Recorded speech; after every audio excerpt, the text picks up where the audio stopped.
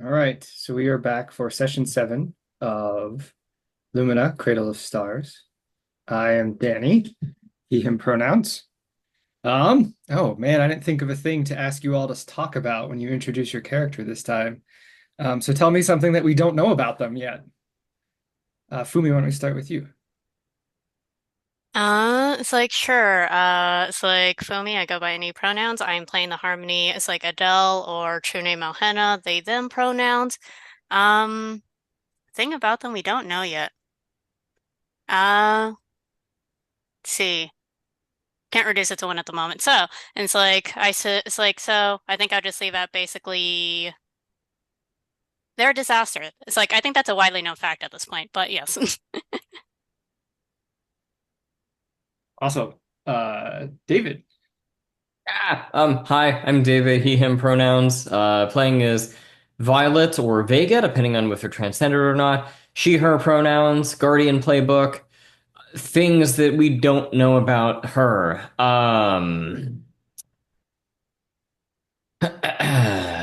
She's actually really good at swing dancing. Doesn't like the music, but can really do the dances that go along with it pretty well. Was this like season 1 date night with Gabriel sort of thing? Yeah, yeah. It became a thing where she was kind of like forced into having to show it off in order to save the day. It's a fan favorite episode, but it was filler. It's not even in the manga. Yeah. Awesome. Clarice. Clarice, she, her. I'm playing Sarah Marie or Polaris as her true name, and they go by she, her, they, them. Uh, I guess random tidbit, I guess, would be that uh, Sarah is a huge like athletic nut in a sense in the sense that like especially they love anything with like running, climbing. In fact, one of their pastimes is actually climbing trees and or climbing up on like cliff faces or like rocks. Just loves to climb, especially. And Will. Hi, my name is Will, pronouns he, him. I am playing Frida, pronouns she, her. Her true name is Bellatrix. And I'm drawing a bit of a blank on random tidbits, but I will say that although she is the outsider playbook, if we went to a season 4, I'm not entirely sure she would continue playing as the outsider playbook. The, uh, the pattern doesn't seem to be fitting quite as well. Internal motivations have changed. Absolutely. Okay, Her so normal approach is useless here. um, hard to beat down the oppressive society with fists, I suppose. Last time we rolled up the fallout, which I believe was obligations cause trouble for the group. Um, we start today's session with obligations. Did we already clear all of our? Okay, so we can clear our stress, our transcendence, as long as you're not in eclipse. If you're in eclipse, that's too bad. You're still in eclipse. Uh, Speaking of which, since we do have Adele in eclipse, Fumi, do you want to remind us of what your escape clause is? No, yes, it's like you escape eclipse when someone else mediates your dispute and your halves are able to reconcile their differences. With that said, it's like I think it is mostly on them to have their it's like clashing, it's like their little internal it's like struggle, it's like being reconciled within themselves and everything. But I suppose it's like it's not it's like beyond it's like having somebody it's like try to mediate further. But with that said, yes. Okay. Why don't we start with you for the obligation phase? Um, what is House Custores structure like? We know Adele is up there and is presumably in line for, I guess, ruling the house at some point in time, or are they already the ruler? I guess I'm not particularly clear on that.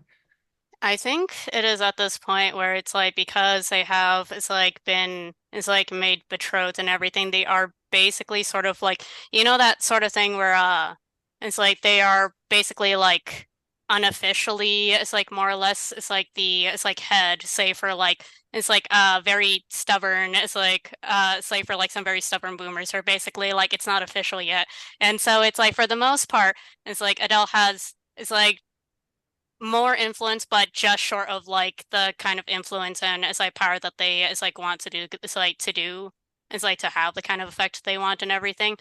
And so essentially, I think like to have gone to that point, I think with especially for house custodians, it's like generally suggests that like during the year they it's like basically had to it's like go and it's like in a sense of saying not it's like in a it's like life or death kind of way. It's like necessarily, but to essentially and it's like eliminate the it's like rest of the heirs in order to it's like secure it's like it's like their ascension is like so to speak, and it's like the only thing that would be left otherwise would basically be the marriage.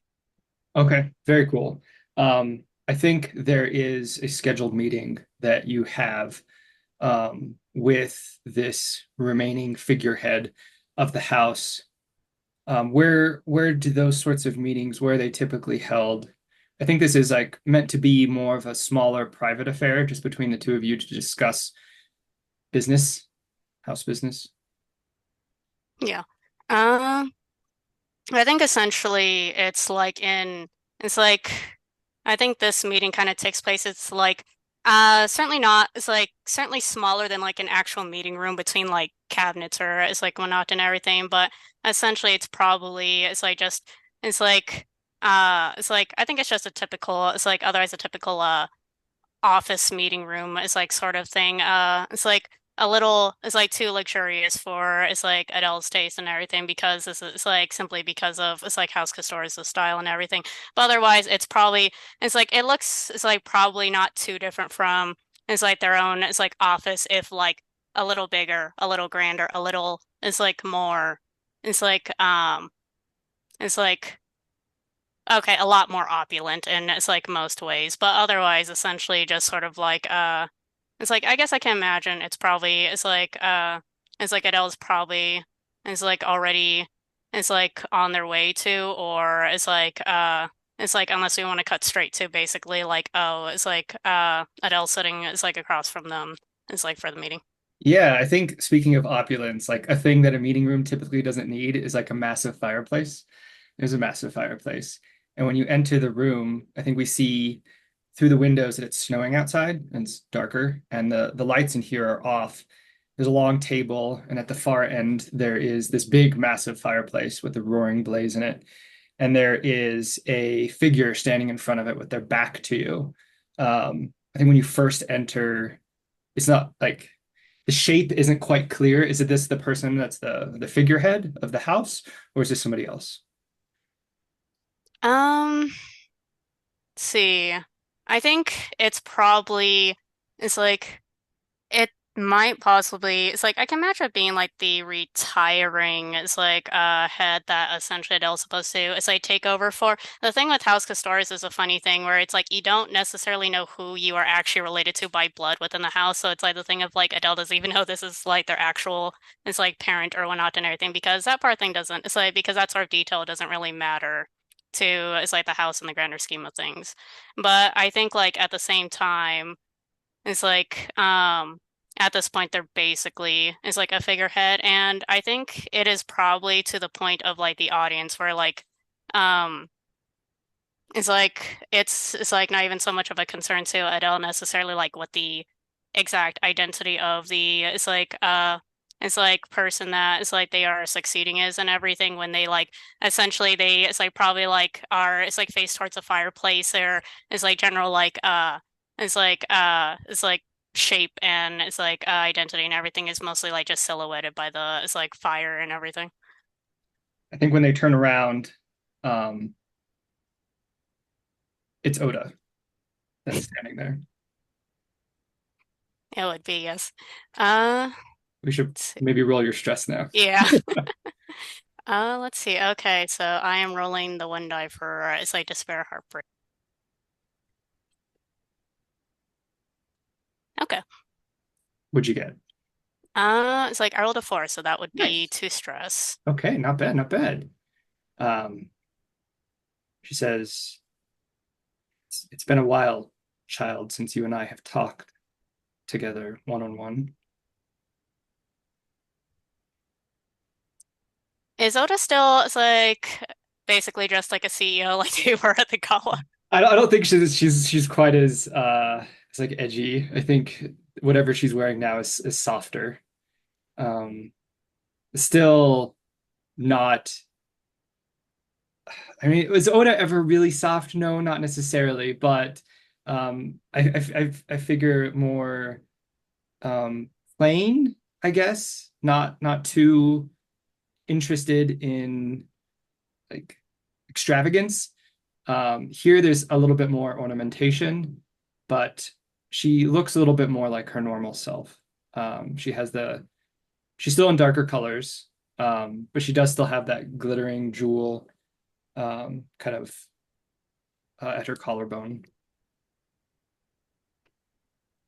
I think it's like it's like I think it's like Adele's sort of like I think there's probably like one of those like obnoxiously large mirrors like posited above the fireplace and everything, to which Adele sort of like seems to, instead of like looking directly at Oda, seems it's like to be like trained upon like the reflection in the mirror.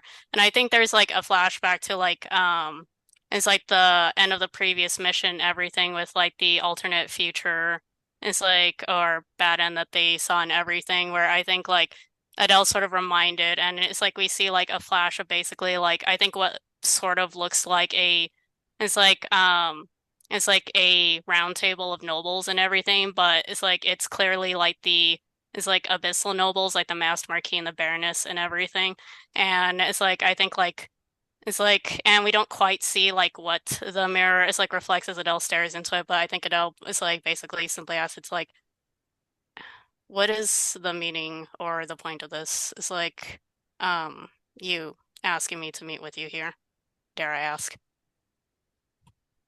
I think your training is coming to an end, coming to a head, perhaps even.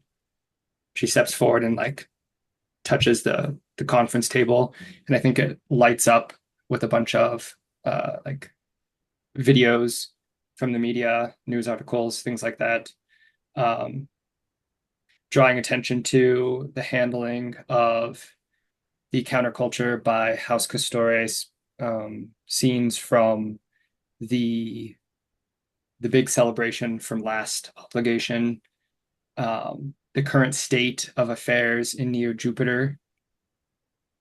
Um, they're going to expect you, child, to deal with these upstarts. And I understand that you have two sides to you. There's a choice to be had, and I'm not sure if you have the strength to make the right one. I think it's like I think like we see now it's like as it's like the camera probably like pans up to the mirror and we see like what it's like, and I think like for a moment the mirror just reflects normally at like what we see between it's like Oda and Adele, and then like it's like and then it's like and then there's like that sheen that passes over the mirror, and I think we see like what Adele seems to it's like perceive, which is like instead of their own it's like reflection, I think we see basically like the it's like sort of it's like abyssal noble form and everything, like with the it's like when it's like the eclipse and everything, but the face is probably obscured by a mask. And it's like Adele continues to it's like stare at the reflection and everything before it's like, and I think it's in the it's like tradition of it's like the higher members of House Castores when it's like they are not in public or in it's like a particular event and everything to it's like sort of keep a blade with them and everything. It's like sheaves, of course, and everything before they sort of like it's like before it's like they sort of like seem to it's like hold it up. It's like seem to it's like grasp at the it's like handle like they're about to it's like draw it. It's like And I think the response is basically, it's like, I've, it's like, I think it's like I leave my choice. It's like in it's like the swiftest and easiest. It's like manner that there has always been. It's like to it's like it's like to decide by. But I do have one particular question. What is your relationship with House Phosphorus? Is like at present by this point.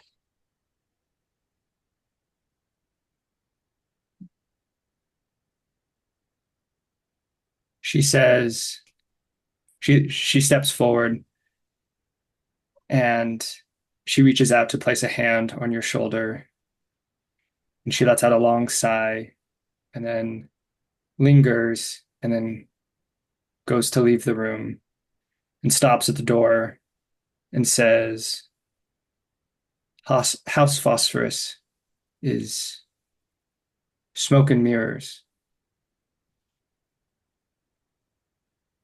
There really isn't much there. They're just a means for an end. I think it's like Adele sort of like is like carefully it's like seems to it's like unsheathes it's like the blade and then it's like see it's like and then sort of it's like points it it's like extends it out to it's like pointing at Oda in it's like essentially it's like what is it's like the house's way of it's like issuing a challenge of basically like it's like then it's like no more questions from me. It's like I leave it's like my choice. It's like it's like a challenge to you. It's like the wager is like naturally, it's like the fate of my future. And does that seem like a good place to call it, probably? Yeah, absolutely. Okay. We'll cut over to Seiro. All right, and oh, yay! It's 3, of course. Okay. Woohoo! 3 Could be whole weird. stress. Could be weird. You're currently in charge of your house, considering Yes, Regalia is not there. and we Um, have Marie maybe still unconscious or something. I don't know what Marie's situation is too in this. yeah, so you are in transit at the moment, being driven to some kind of important house matter that you have to deal with. What do you think that might be? Hmm. I feel like whatever it is, it's probably still kind of relating to whatever House Phosphorus is kind of forcing my hand to deal with, I think, Hmm. alongside the situation once again, still of like Regalia is in their grasp, so it's probably something that they've more or less made me weirdly obligated to come to. Yeah, I think it's probably something similar to what we just saw with Adele. There's being pressures being put on your house to renounce, ties with any potential ties with the counterculture, and to make public statements about how this is not following the patterns, and your house does not condone this sort of action.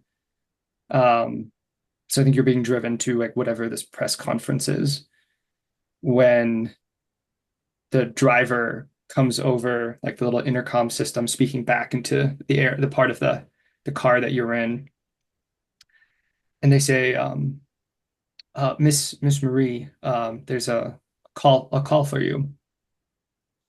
Uh, I sure, I guess I can take that really quick, and they kind of just pick up the phone, and just kind of was like, who is it?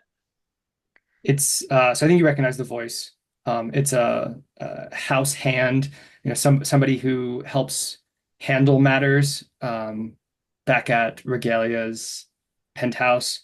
It helps oversee, more than just the house matters. Like they have a part in I guess what I'm trying to say is not just like helping with dinners and stuff like that.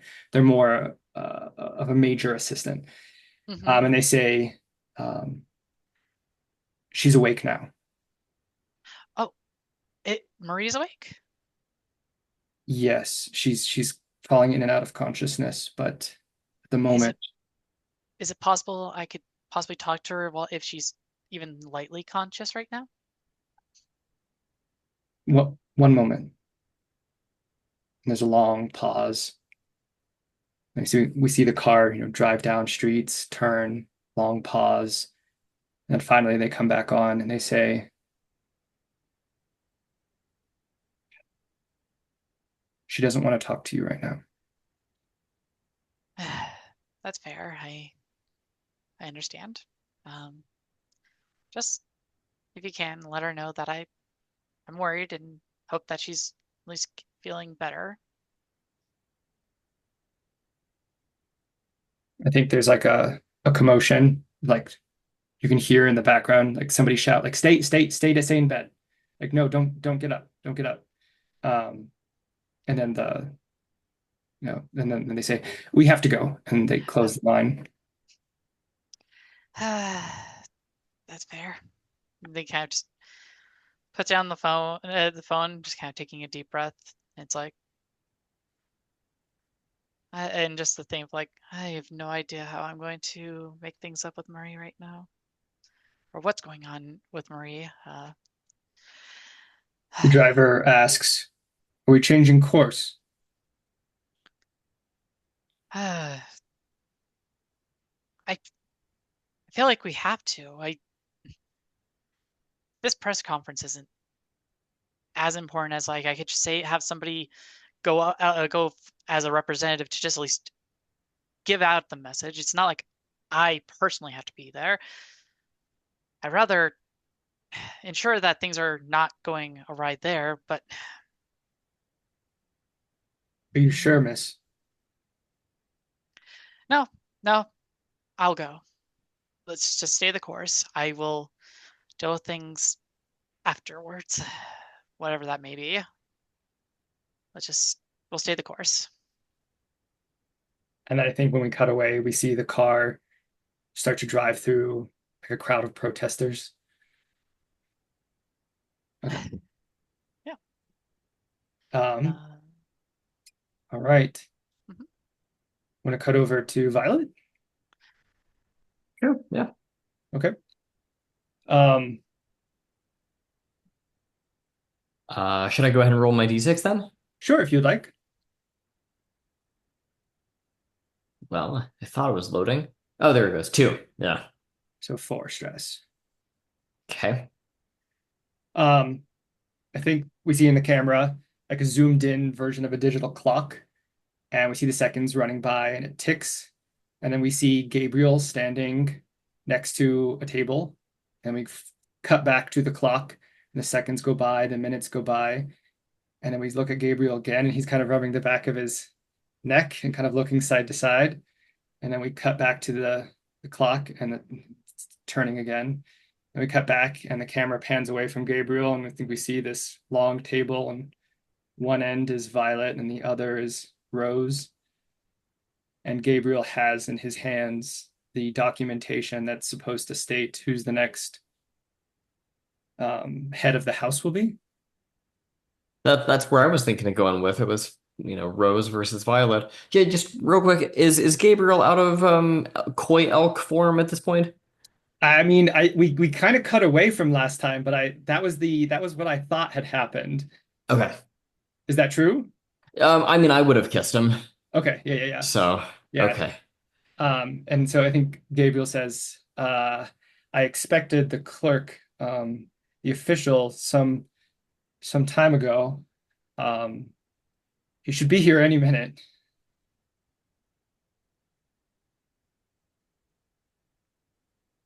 And it's him and who else is there? So yeah, he's standing. He's standing. He's not sitting. He's standing at the table. Yeah. I think you're at one end, whether or not you're sitting, and at the other end, Rose is sitting, um, cross-legged. Okay. kind of folded in her lap. Yeah, and he said I would have expected them to be here by now. Nick, the official, who's going to come and like witness this reading of the will. Oh, it's one of those things, huh? I'm I think I'm staring straight ahead with my eyes like wide open. My mouth is just a horizontal line, and I'm um like drumming my fingers anxiously on the table at a weirdly high, like smooth frame rate. Um,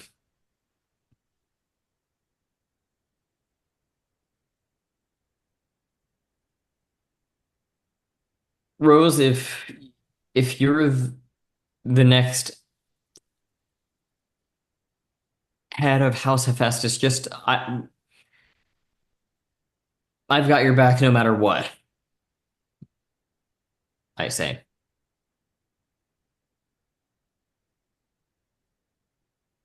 You wouldn't hold me to what I said earlier about, relinquishing any rights to that.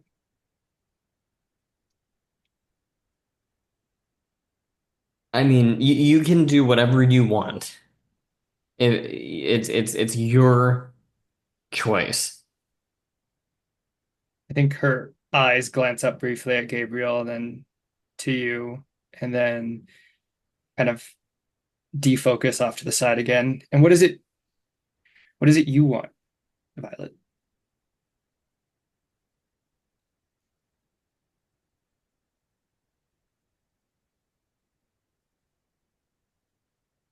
It's just us three in the room, right? Mm-hmm.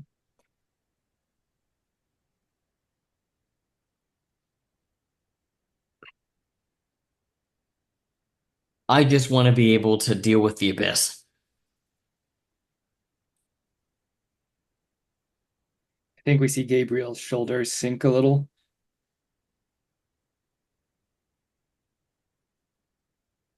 And Rose says,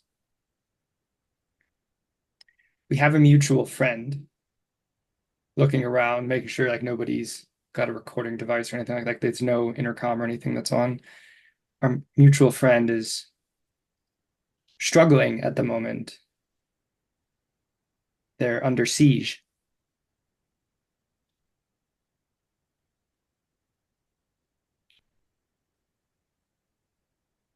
I understand that they told you how to, well, she looks up at Gabriel and then back to you.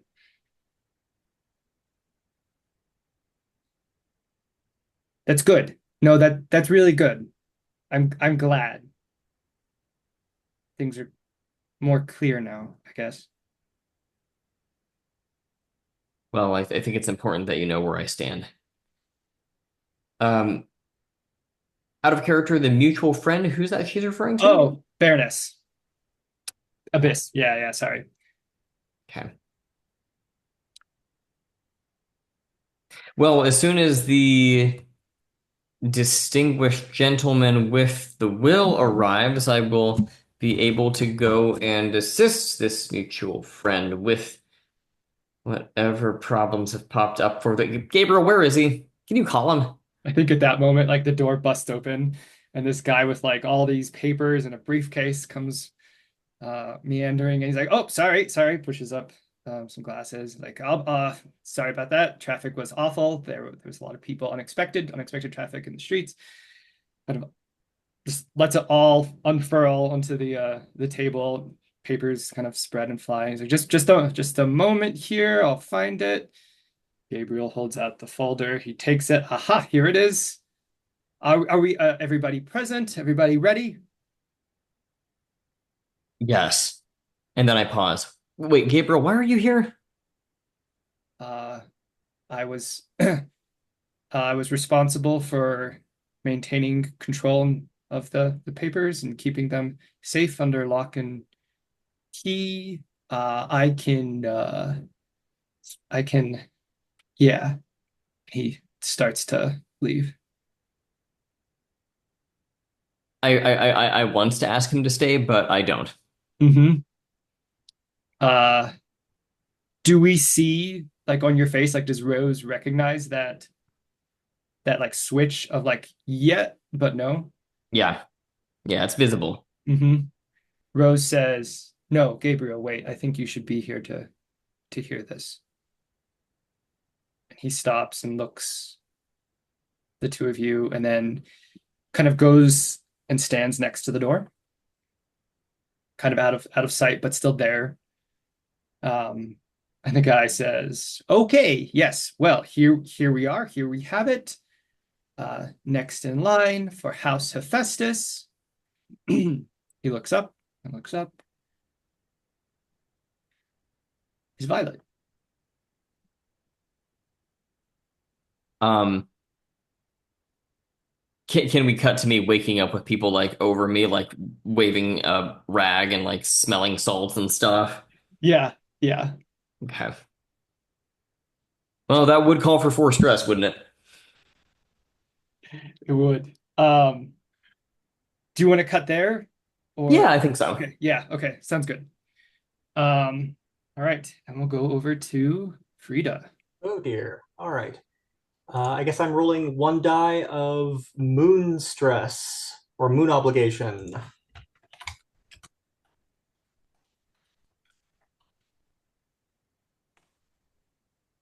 Oof. Two again, so four stress. All right.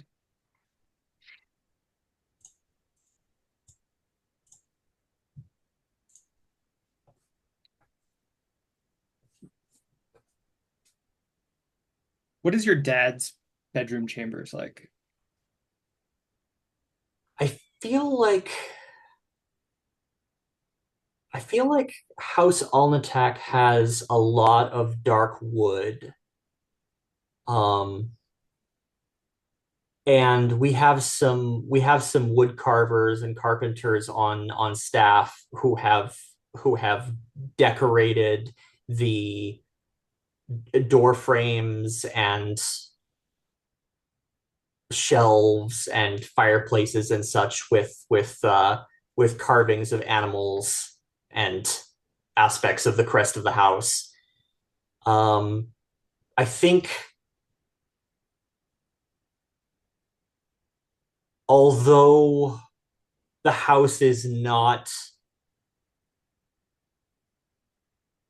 I think my father has always been ambitious and so has sort of surrounded himself with the trappings of luxury and and of high station. So his room is apportioned with carvings and maybe statuettes or figurines of antiquity. There is a calamity board in the on a table in the corner of the room that is well worn from practice games. I think when you enter, Ian's there sitting by his bedside, and there are, medical machines, IVs hooked up to Albrecht, and he becomes more alert. Like it's obvious that he was kind of resting, and he becomes more alert when you enter, excited even to see you. And he, puts on a brave face and gives a good smile. Just says, "Close the door, please, Frida. Come, sit, join your brother and I." She does so slowly, and she's returning the smile, but there's still an edge of care because this does not look like a good day for him. Yeah. I think he recognizes that look and says, "No, no, it's, I'll be fine. The doctor said I'll be fine." You're certainly in good spirits. Yes. And it's a funny, I think, usually I'm not lost for words. Sometimes I think when you're on the precipice and you're standing there looking over the edge and there's nothing on the other side, there's something, I don't know, what do we call that? faith that you'll find something at the bottom. My children, we've put up a good fight, but we are cornered, and there's little we can do.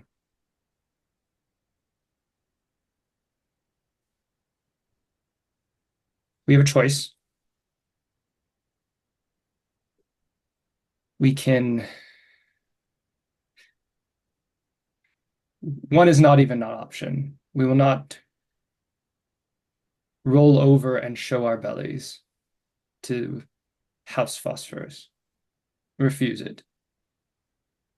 We can plea our case before a greater house and hope that they will vassalize us in our current state.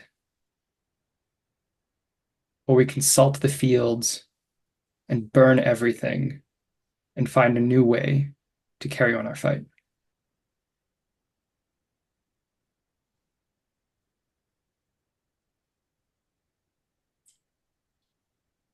Do you have...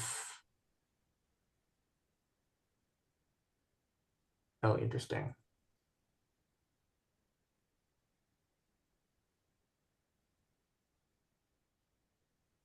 I think he What do you think would most spite House Phosphorus? scavengers on the edges spite them the most and give them nothing or feed them poison. Give them what they think they're getting, they want to be getting, but have it blow up in their faces. It's a little vicious, I suppose, but no less than they deserve. I'm trying to get a read. I want to get a read on him. Is this...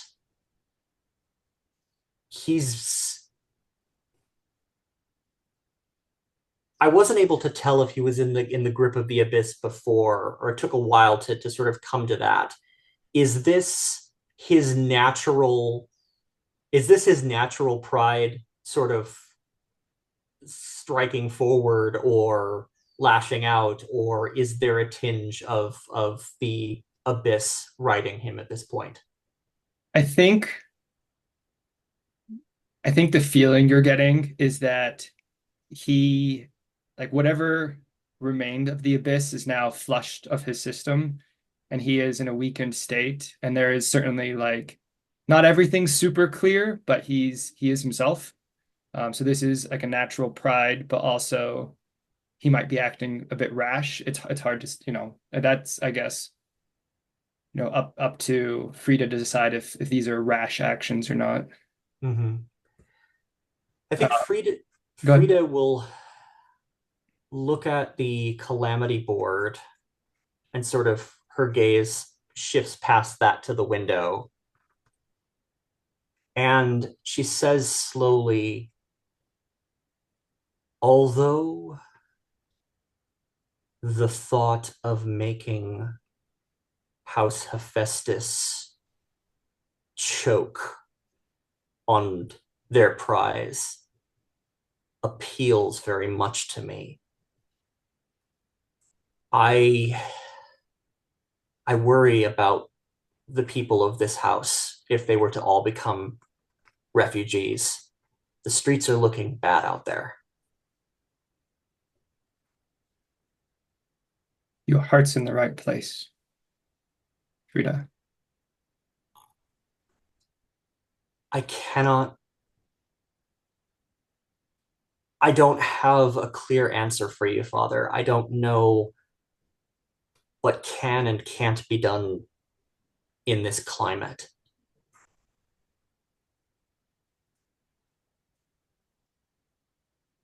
Perhaps let us keep our options open.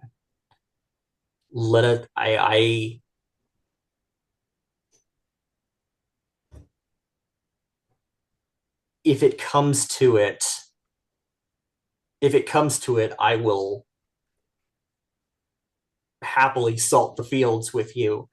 But in the meantime, there's still a chance that we might see a way out of this that will protect the people we care about.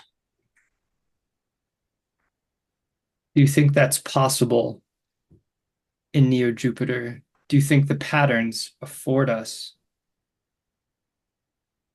such a path that it's not just a cage that allows us to be poked and prodded by the abyss from afar? I fear that I had hoped one day to leave the two of you a great legacy, and that drove me to a dark, dark place. And some of that doesn't matter. And he like waves his hand at all of these statues and fine items that he's collected. None of this, as much as it might pain me to say, none of this matters to me in my heart as much as the two of you. And you care for, and as you should, the people in our house.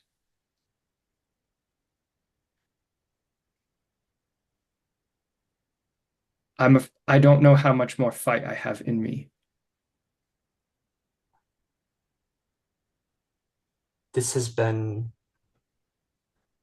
such a strange year, and much of it has been a disaster,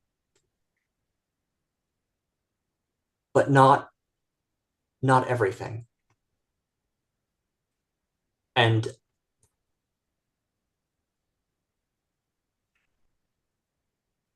I'm grateful for the time that we've had this year in together, the three of us.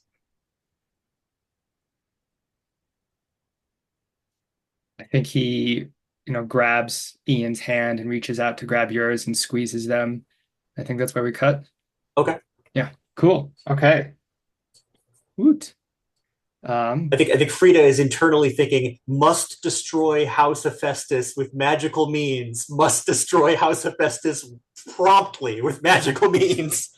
Phosphorus, you Hephaestus mean? or phosphorus? Sorry, phosphorus.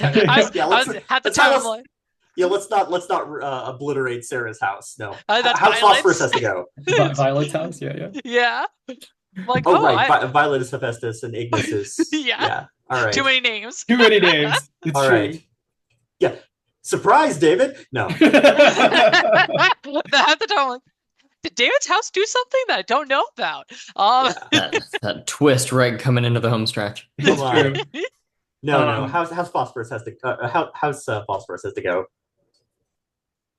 Do we have, so I think we have both Adele and Sarah have 3 downtime activities, and Violet and Yep. Frida have 2 each, I believe, is what it looks Okay. like. Okay. So to try and break that up, I think we'll do Adele and Sarah, and then we'll mix in Frida and Violet, and so that way it's paced out a Yep. little more. That works for everybody? And I already have an idea of what I was going to do for mine. Okay, let's jump there then. So one, it's going to be a making connection scene with Adele. But beforehand, just to make it apparent the change of Sarah's appearance, I'm just going to do a quick little flashback here. And that is after getting off of out of their car for this press conference, Sarah, just as they kind of come to the little like podium that they're probably having to like address the public and all as House Ignis, they think heavily on first a memory of Violet and Violet teaching them this found family and this thing of like being able to embrace kind of this friendships and everything that what's kind of been kind of her important kind of connection with everyone. Before they kind of we have it's they start speaking it's in the mic. We don't hear this part of the speech before it kind of flashes to them thinking of just Frida and they're kind of standing tall against the abyss and kind of showing that they are and every moment that they will not succumb to the abyss's kind of temptations anymore. Um, before kind of just kind of kind of grasping a little thing in her pocket as in the middle of her speech, as she kind of thinks also to her conversations with Adele, and the thing of like one, just tackle things your own way. You and you're stronger than you look, and and not to like be this noble thing, which Sarah is not. Before we kind of hear from the finally whatever what part of the speech we're in, Sarah just being like, and frankly, true strength is those of us who can actually take the time to actually openly talk to our other side, who are willing to actually take the courage to show that we can actually listen and hear our fellow citizens of Neo Jeoparder, and to hide away from that is honestly shows the weakness of nobility as they pull out of their pocket and everything that they've been holding a little kind of little rose inlaid knife before they kind of take their hair and cut the length of it and going back to more of a short haired kind of thing and taking out their long forgotten little ribbon of from Marie and putting it right back on her hair, wiping away the makeup that they've been wearing. And with that, they say, and frankly, I challenge you all to be stronger, and walks off. And that's why we are now having Sarah here with back to having some bandages on her face instead of makeup, hiding her cuts, and having her little kind of ribbon from Marie yet again on her hair, and just the addition now of Adele's little comb also as an accessory to their hair. And that's where we will kind of have the view what they look like. And where is Adele as I kind of find them here is like, how am I going to come across Adele? I mean, it's probably most likely in the skybox. That's what I figured. Is there a particular thing that you're doing in the skybox, or is it just we both kind of come in and we kind of stumble in at each other at the same time kind of thing? Probably probably in the sparring, it's like in the training room or something. It's like essentially weighing on it's like the fact that basically they challenged it's like Oda and was basically like, okay, this determines when the world I do in the future from here. And I think Sarah just kind of popping in, it's like, oh, there you are, Adele. Actually, I was kind of looking for you. Is now a good time?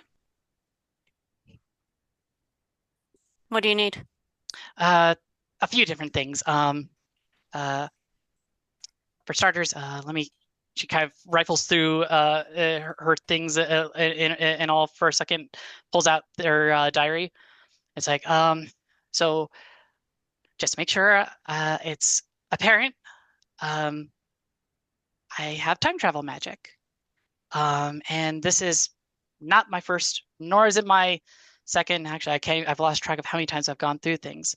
But admittedly, I've taken a whole lot of notes, but I don't have the expertise that like you and Frida have when it comes to being able to kind of connect the dots from all of these things. And she kind of just holds out their diary. It's like, I give this to you so that you can maybe find what may help us through things that I'm not able to kind of pick up from my own notes. Just please, please, please don't share anything that may look too personal about me in there. Unfortunately, to save time and trying to figure out how to write it all, I just kind of use magic to kind of pull memories and thoughts into the book. So it's a little bit unfiltered a little bit. Then are you certain you want me to be reading that? When I think about somebody who has a lot at stake and who can also kind of piece together the clues and everything, I feel like uh, it's best to give it to you. And I would give it to Frida, but I have some reasons I don't feel like giving that to Frida at the moment. Personal things. Don't worry about that. Just it's already embarrassing having anybody read this. Uh, but this is only for your investigating. Once you've gotten what you need, please, please, please, please, either give it back to me or burn it. I Don't think share anything. I think it's like this is such a thing to ask. It's like just here, please read this book, but also it's very personal. But also, I need you to read this book. But also, and it's like I think it's like it's like there's definitely a sort of it's like you can kind of hear like it's like Adele just mentally like processing everything that was just said. Is like would probably ask more questions, thinks better of it before it's like going it's like before asking it's like I suppose that puts a context into it's like the letter U it's like provided me it's like earlier.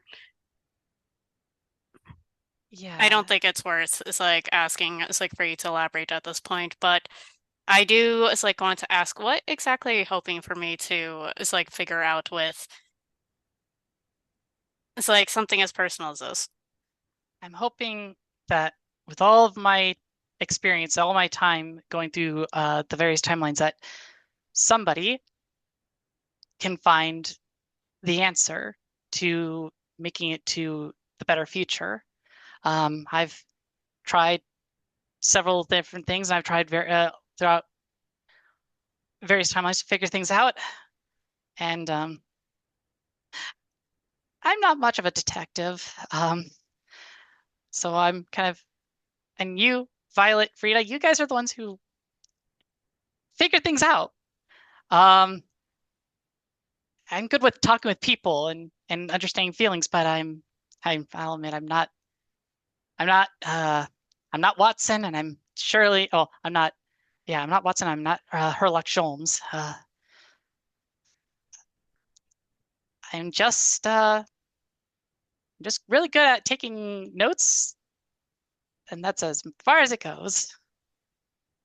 I suppose I'm touched that you would trust me with this, although I do have to ask, it's like, okay, so you are not inclined to show this to Frida. Why not Violet? I think the thing with Violet is I didn't want to, like, how should I put it, trouble them. I mean, in the sense of, like, it seems like with their loss of their father and a few other things that are going on in their life right now, I didn't want to waste trying to read an entire diary for clues on them as well. I just wanted to be, I guess I was just kind of wanting to,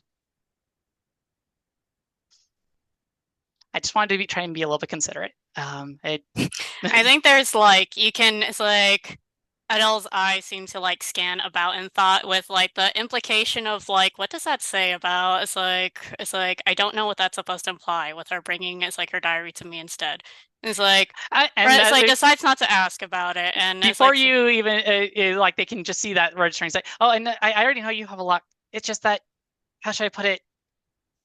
You, I just, I don't know. I just have this thing that I know that you I think Adele slowly like can sort take of it. like tries to like sort of it's like sort of like makes a gesture of like it's like it's fine.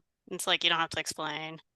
And it's like before it's like they sort of like it's like before it's like I guess they take the book and And it's like they simply say, it's like, well, it's like I have to question, it's like I might have to question your judge of character. It's like entrusting this to as like a noble of all people. And it's like we're not very good with secrets, you know. But it's like, but I guess it's like I don't. It's like mean to.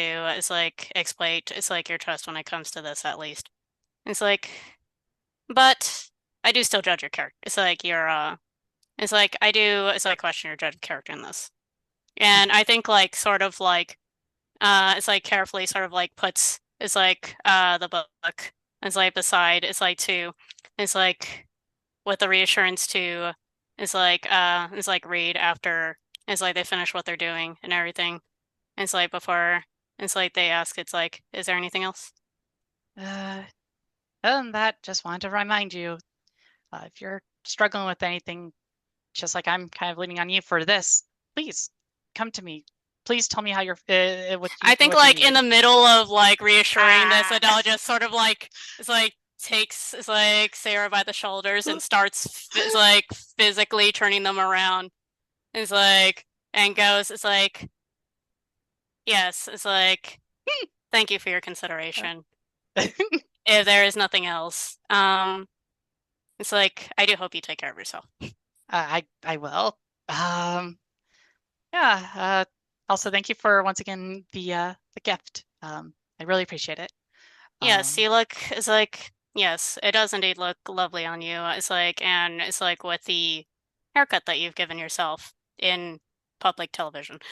It's like at that too. It's like it's like again, thank you. And it's like at and that then she just kind of waves goodbye and kind of rushes out, seemingly determined to go to their next location because it seems like Sarah is prioritizing time here in what they're doing.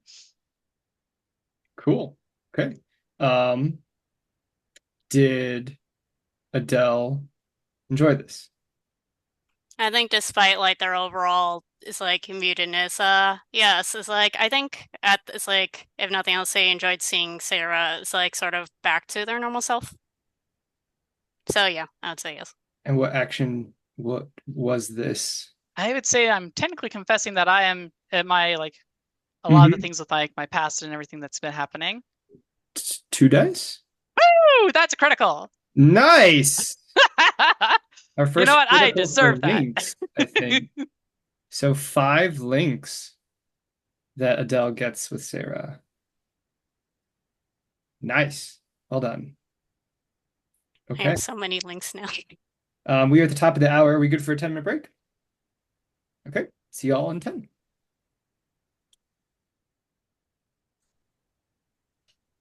As our other magical girl containing 3 downtime activities, why don't we move on to Adele? Yeah, I think I'll probably actually be spending all 3 of them. It's like as a it's like for investigation, which we could probably do with a single it's like scene if we want to. It's like turn to someone else. Okay, yeah. We'll put that in the middle then. If that works for you. Okay. Rita, do you have an idea? Sure. All right. So this is my concession my concession to the fiction and a desperate attempt to get XP over here. I am going to start a long-term project, which I am going to describe as a delegated and commissioned crafting project. I'm going to call it four. I'd say this is probably a four pip clock. I'm going to roll on it. I think this is express because I have a plan and I am trying to get what I'm hoping out of the plan. So I think whether or not the degree to which I get what I want, and it depends on how well I express my desires and get people to collaborate on the vision. Yeah, totally. I was going to push myself, but I think Frida took some a bit too much stress in this last obligation phase. So I think one of the things she's doing is trying to distract herself somewhat frivolously from the fact that her father is probably dying, and the house might be going to. Um, so I'm gonna roll.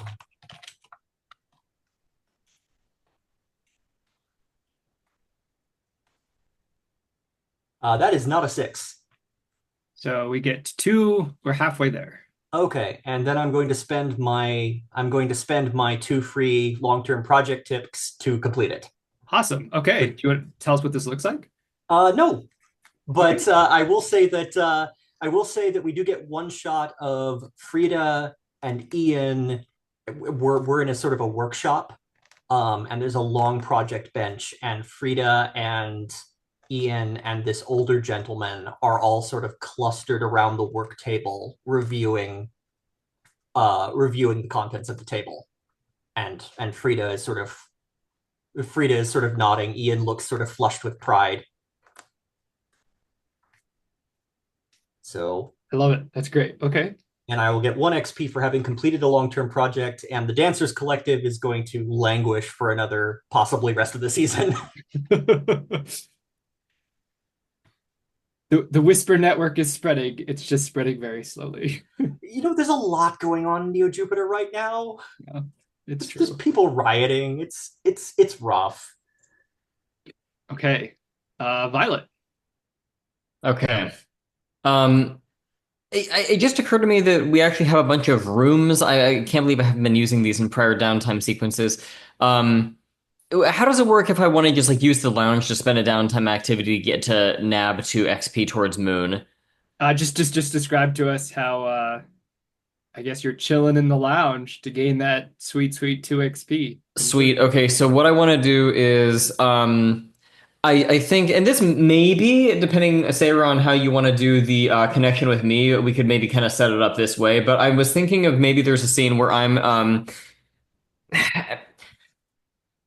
you know how I had all those plush dolls of me that I had where are those all in the lounge, or are they in a prayer circle somewhere? I keep thinking that we have them arranged in some place or in some formation.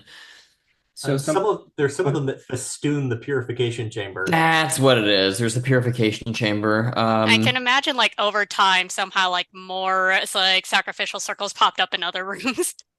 Right, yeah, you're right. They just kind of multiply. It's like Elf on the Shelf taken to an unhealthy extreme. yes. So what I'm thinking is maybe I'm in the lounge, and I have been really pondering the implications of being promoted to head of House Hephaestus, and maybe there's like this, I don't know, like a ceremonial, like, crown or something that the head is supposed to wear during ceremonies or something like that, or maybe it's a pin. Um, yeah, let's just go with like there's maybe kind of like a fancy corsage or a pin or something like that that's like worn on the breast. And I have basically holed myself up in the lounge where there's a bunch of these plush dolls like staring, like glaring down at me, right? Because the only difference between the violet doll and the rose doll is one has a grumpy face, the other doesn't. So I have a bunch of grumpy plush dolls staring down at me. I'm sitting in the lounge holding a plush doll in my hand, and I'm just repetitively like putting the little brooch on it and taking it off again, and putting the brooch on and taking it off again, and like trying to picture myself in that role. Like, it's really silly, and if there's also kind of, if you scratch the surface a little bit, it's actually sort of a compelling moment as a character. But all this is to say that I'm gonna try to steal 2 XP out of this, that I would ultimately sink towards putting points into confess, because this is such a momentous and serious life transition for me that it's hitting me that I can't cope with it on my own.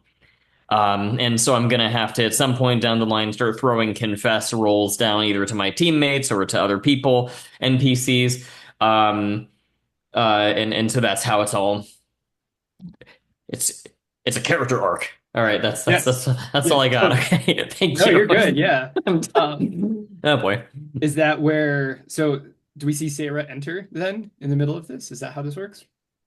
I mean, I feel like that fits just fine because I feel like whatever I come into, I don't know what part you're where in the like putting the and taking off it of the doll is, or if you finally kind of like, yeah, I'm good with this now. Like, what does it look like here? That's Um, okay. I think that you kind of like walk through the threshold, and there's this really cartoony waving of arms as I'm like trying to cover up what I was doing. Um, and when you kind of like finally poke your head around, I'm just like clutching this plush doll really tightly to my chest in a way that doesn't feel normal. Like this isn't typical Violet behavior, I guess I'd put it that way. you know what? I'm going to use my thing right now. What are you feeling? Um, okay, I'm gonna name some emotions. Um, I am mostly scared because I don't know how I'm going to take over for my father. I am also I'm also scared and probably feeling some unjustified shame because I don't want to appear this vulnerable in front of you, and I'm afraid that you will um reject me. It's unjustified shame. I don't actually think that badly of you. I'm just in a vulnerable place. And I think with this, it's like Sarah just kind of tilting their head a little bit, kind of leaning forward just a little bit, kind of looking at the stall that you're holding and being like, so I see you like your the doll, I and everything. We have a lot of them, and all. I don't know where they came from. Um, but also, I mean, I just kind of wondering, is everything okay? I You seem a little bit off than normal when we hang out. You did you see the news? Uh, about you taking over? Um, yeah. Yeah, it's been making the rounds, hasn't it? Uh, I think there's a lot of things making the rounds on the news. There's a lot, yeah. But is that what's kind of got you feeling a bit off? I kind of curl into myself a little bit. Um, and I sort of spin the doll so that the grumpy face is facing towards you, and I rest my chin on top of it. Is Uh, is there how am I supposed to run an entire house and save the world at the same time? well, all I can say is, I mean, just do things in stride and do it in a way that you feel you can kind of handle the pace. I understand that that might be kind of difficult at first, especially with the new house responsibilities and saving the world, but like those things don't have to be also mutually exclusive. I mean, you can make changes from for making things better for this world from your new position. So you could technically kind of mix them a little bit together within reason, of course. So, and I kind of look up at you and I'm like starting to, you see my eyes kind of glassing over with tears a little bit. I kind of look up at you. So you're saying it's possible? I mean, it's definitely possible, and I mean, I I I know I'll be here to support you. I'm pretty sure uh, your family will be there to support you. Like the big thing here is remember you're not alone, and honestly, you have people who will help you get through this. And as you kind of figure things out, I mean, I can only imagine this the initial learning curve of being ahead of the house. Speaking from personal experience, I still haven't really gotten accustomed to being head of the house. Granted, I wasn't trained very well on that. I kind of what I'll do is I'll sort of stand up, and I think I have the hair dramatically like over my eyes in kind of a "don't look at me, I'm so ashamed of myself" kind of way. Um, and I'll sort of stammer out the words, and I'm kind of like walking, I think, closer to you. I'm no longer hiding kind of myself in a defensive posture. But what if I fail? I ask. Well, I mean, everybody stumbles and makes mistakes. The big thing here is just not letting it define you, and just when you do have something where you fall, take that as an opportunity to become stronger and figure out what you can do to do things better. I mean, I'm I speaking from a person who fails a lot, actually. I always just find a way to pull myself back up. It sometimes requires some help from friends, but I think that's what makes somebody actually a true leader, is ones who actually know what it's like to fail and to kind of from that become better leaders.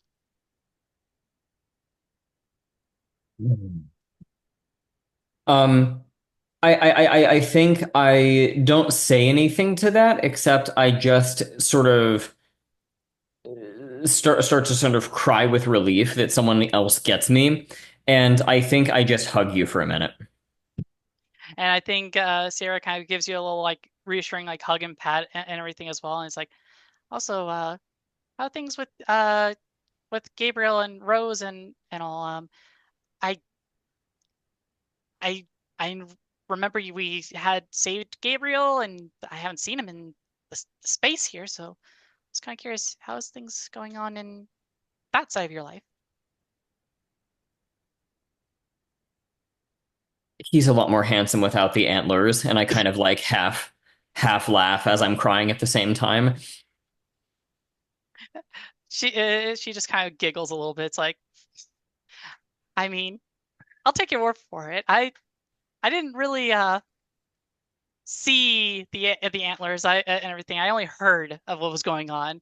I didn't actually see the transformation, so I don't know. I thought antlers would look cute on somebody. I don't know. That being said, uh, so does that mean have you and Gabriel kind of made things up yet? Um, done what now? Uh, The eyes beginning to like widen. how should I put it? Um, from our last talk and everything, it sounded like you really regretted having had things kind of fall apart with between you and Gabriel. So I was kind of curious. Uh, did you guys make up at all?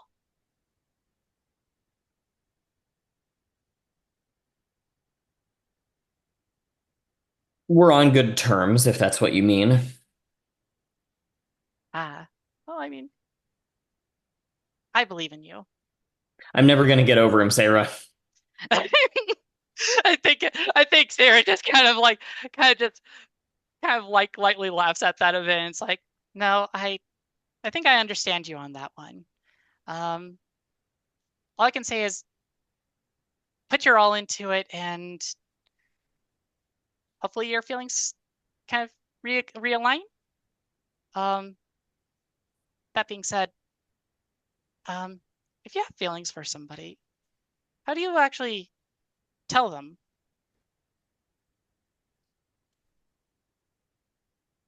Out of character, it's spending time in a lounge so you can put all your points into confess. Um, in character, I say,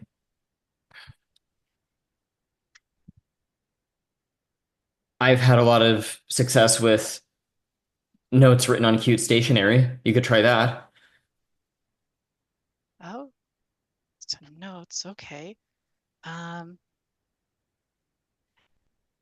is there a little bit more of a direct way? I don't know. I feel like notes are it's already so hard for me to kind of deal with like writing notes. I was thinking more like just saying it and just getting out there before I have a chance to think about it. You might need to do that then. Does the location matter? Um, it doesn't have to if you're meant to be together, Hmm. but something romantic doesn't hurt. I That gives me at least a few thoughts there. I do appreciate it. And once again, I'm really rooting for you and Gabriel. If things don't work out, well, I'm always here to give you hugs and support. I don't know what you do with a broken heart. Um, and well, you were asking last time if I had feelings for somebody. With my really awkward question, and well, this between you and me right now. But I actually kind of am really like Frida, and I kind of wanted to kind of figure out how I could tell Frida how I feel. Uh, Still trying to figure that out. I wanted to do that today before I regret anything in my future. So I'll figure things out.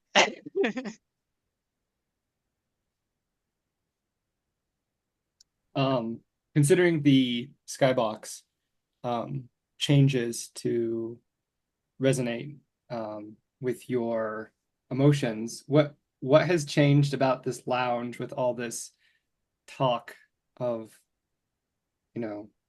love and compassion and being there for each other? Oh, that's a good question. I feel like there's definitely kind of like some kind of bits of like some kind of like almost cosmic kind of flowers that have grown here and there, and like some petals flowing. At least that's part of like, at least from like Sarah's kind of emotions. Um, what anything from like Violet's kind of interaction with the world? I'm thinking.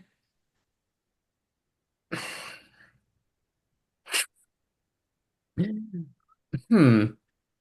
Maybe it's I don't know. It's such an.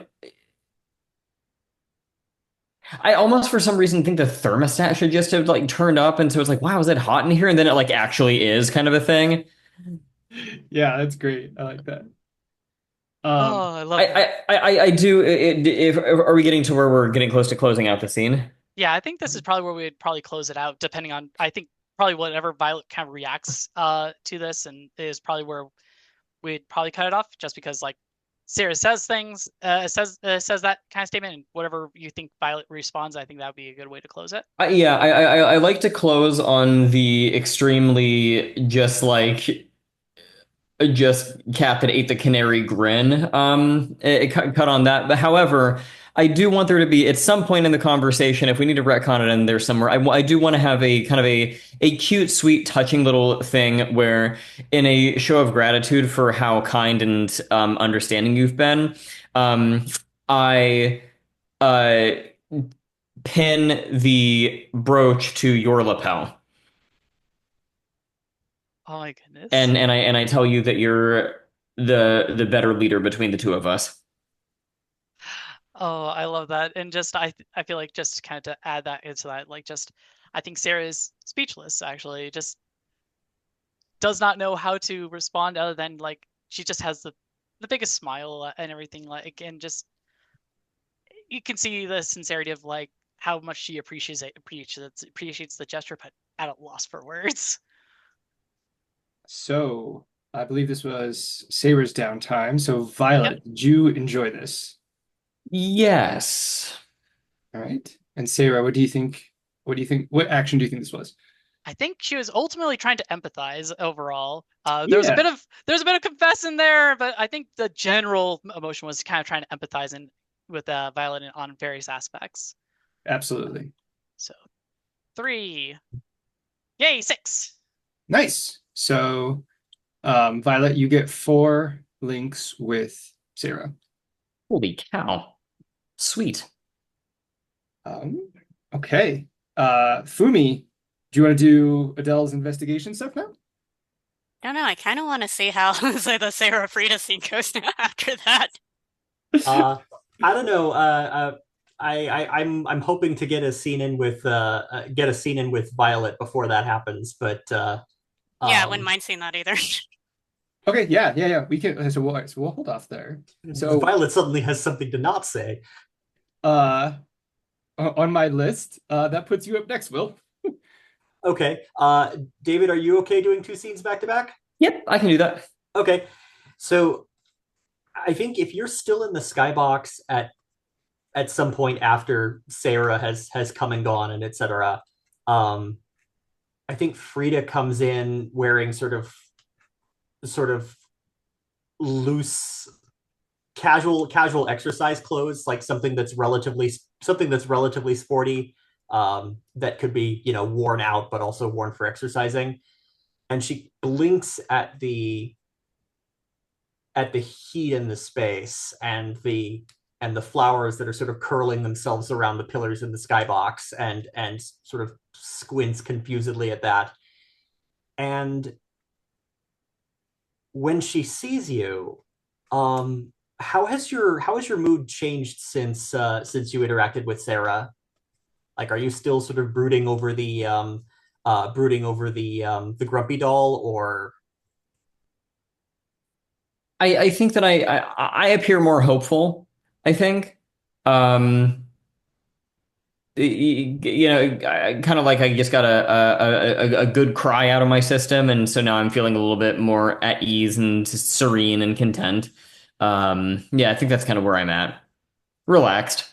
okay? Um,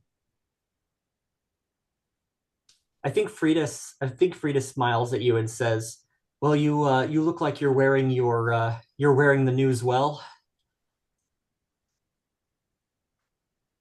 Well,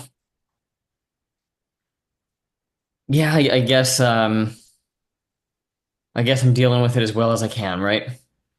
I think it'll be okay. It's going to be a big change, but I'll make do, and I know I have you, and the rest of the team to back me up. I I have every confidence in your ability to take care of these things. And let's see. I think I think she says, if you want to get some fresh air, I was going to suggest a stroll or a stroll or a jog, um, in a place that's hopefully not overrun by chaos. This place is, well, it's remarkably floral, but I don't know. Sometimes it can feel, even under the stars here, it can feel somewhat constraining, stuffy, I guess. What you have in mind? Well, the mentions a park that we'd seen in season two as part of the parade. I said, I thought that since we haven't been active as active in the pageantry, might do to stretch our legs a bit. Um, I think Frida would suggest. I think Frida is suggesting like a jog, if that's up, if your outfit and your mood suits it, or like just a stroll and a walk and talk, if that's more your current speed. I think my character's probably up there in terms of being among the more sporty and physically conditioned people in the team. So yeah, I'd be up to do kind of more of a hard run sort of a thing along with you. Okay. So I guess smash cut to Garden Park Trail, something with nice views of Neo Jupiter. It might even be that lake and bench from that pond and bench from season two. Nice. Um, and Frida says everything's been happening as we're jogging along, and Frida says everything's been happening so quickly over the last few days. I hadn't had a chance to tell you how sorry I am about your father's passing. Oh, well, thanks. Things have been changing a lot lately, but it's good to know that you're thinking of me. It's I understand that it's got to be pretty daunting looking at the whole house and seeing that sort of fall to you, but I think I imagine I'm not the first person to tell you this, but you've got the support of the whole team, and you've got support from. I mean, Rose's got your back, right? Yeah. She's she takes off and does her own gets into her own sort of trouble all the time, but when it comes down to it, she's always here for me. And wow, she's really come into her own with her own power. Did I understand that she was running around? She was running around trying to disrupt the Baroness's hunt. I wish I could say she was helping, but she was definitely trying. Sometimes I think she gets herself into more trouble than she actually helps solve. I mean, that's the least any of us can do. I'm I every time I interact with Ian, I get the impression that he wants to be out there. He wants to be out on the front line, getting fighting the abyss and dealing blows against injustice. And I guess it's probably going to be a matter of time before I don't know. Can't hold him. I can't hold him back forever. We're all we're all doing we're all seeing the world as it is, and we're doing what we can with it. Yeah. I've been trusted with trusted with a lot lately, and I'm really thinking secretly about the secret that I'm holding for Sarah. Do you say that those words specifically? No, Or, I'm saying out of character that that's what I'm thinking of. yeah, it's. I mean, Yeah. I imagine it's unsaid. It's sort of pressing at the edge of the conversation there. Right, right. Yeah. There's a subtext that you might pick up on, although you may or may not have any idea what the heck I'm talking about. But like when I say I've been trusted with a lot lately, you can tell I'm not just talking about my house. Okay. Maybe yeah, that's about as much as I think I get across. Okay. Does Frida pick up on that? Does We can make a roll. no? I think like I don't actually want her to pick up on that, but I'm trying to figure out how best she can misunderstand you.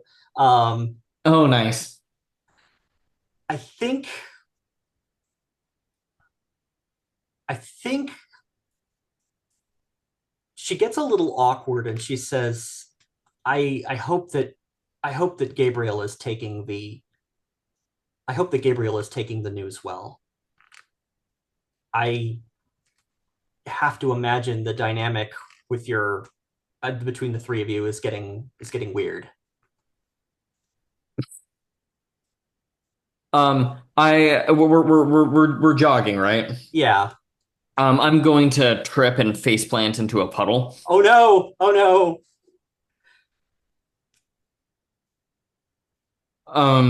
And then I kind of uh, uh, slide up vertically from the bottom of the frame, like, and my hair is like completely wet and down and covering most of my face. Oh no! Are you okay? I'm fine, That was. just a little damp.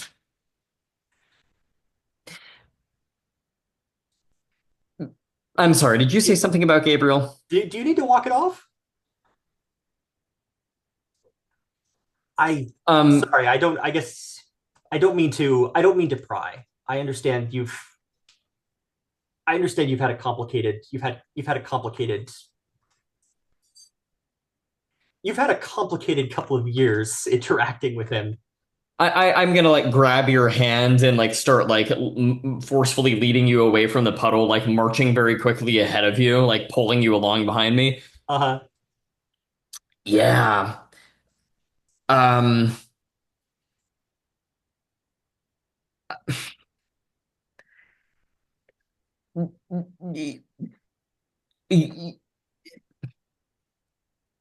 At some point, I need to figure out what I'm doing with him, don't I? I suppose it depends on what. I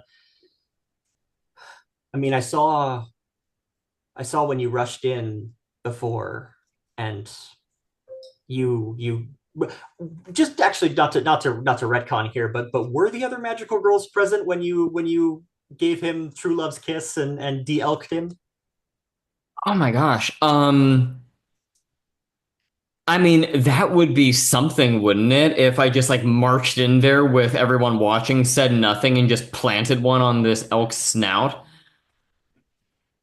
And then I just like straighten back up, turn around, and walk out without further comment. Like maybe that's Yes, just the way it happens. fantastic. I have to say, the two of you looked cute together. I, I don't know. Maybe he'll come around.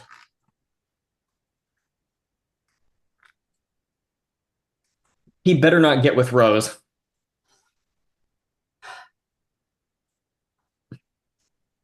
I don't let him be with me, but the I can't let him be with Rose either.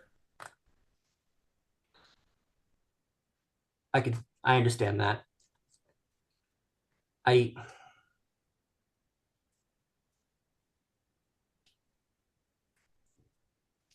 oh man, I think she's a little taken aback by that, but I think she claps you on the shoulders and says, "I'm sure he understands that that would be. I'm sure he understands better than to do that to you. He doesn't strike me as he doesn't strike me as a fool, Gabriel.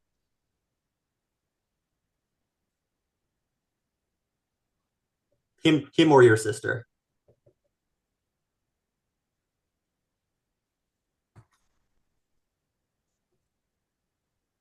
He can be the most hard-headed, blind, stubborn idiot you've ever met.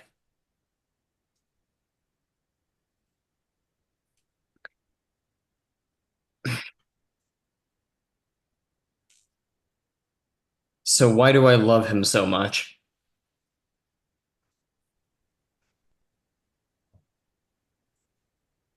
Is that a good place to cut?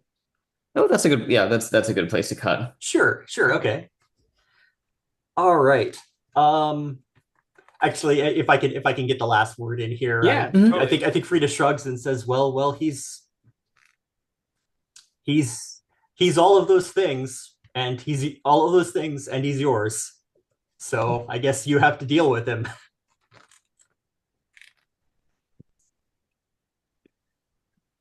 Was this make a connection? Yes, let's make a connection. Awesome. Um, Did you enjoy this, Violet? Yes. Awesome. Okay. enjoy getting grilled about your love life and other people's love lives?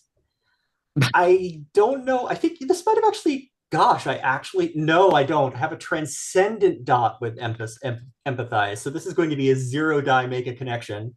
So you get one because of hey, the bonus one from Violet. Oh, good.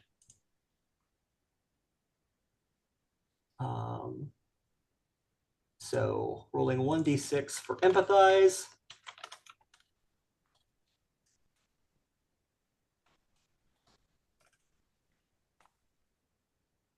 That is a 2. All right. So Violet, you get 2 links with Frida. Sweet. Got it. Okay. Oh, So thank you for the reminder, Fumi. Clearing a stress because of the garden. oh yeah, good call, good call, good call. Yes, everybody do that. Oh, sweet. Thank you. Yeah. All right. So I believe we have downtime activities remaining for Fumi, David, and Clarice. Okay. Can someone not me go just because I've done 2 scenes in a row and I want to think for a minute? Is this since we all are waited with bated breath, is this the scene with Sarah and Frida? Oh boy. Sure, we could do that. Okay, Oh. so what location have you chosen? Okay.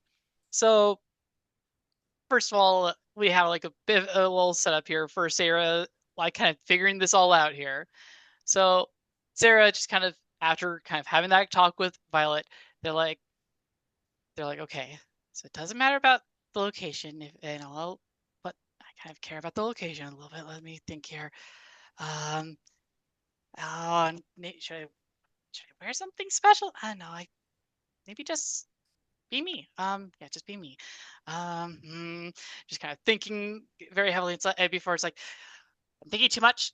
Just kind of pulls out their phone and kind of just like texts Frida and the thing of like just a little message of just like, hey, uh, uh, can we meet at the park to hang out? Kind of thing. Just and just sends it and just like for a moment, just like brief panic is like, I actually sent that. Okay. Well, I'll tend to just do this. Okay.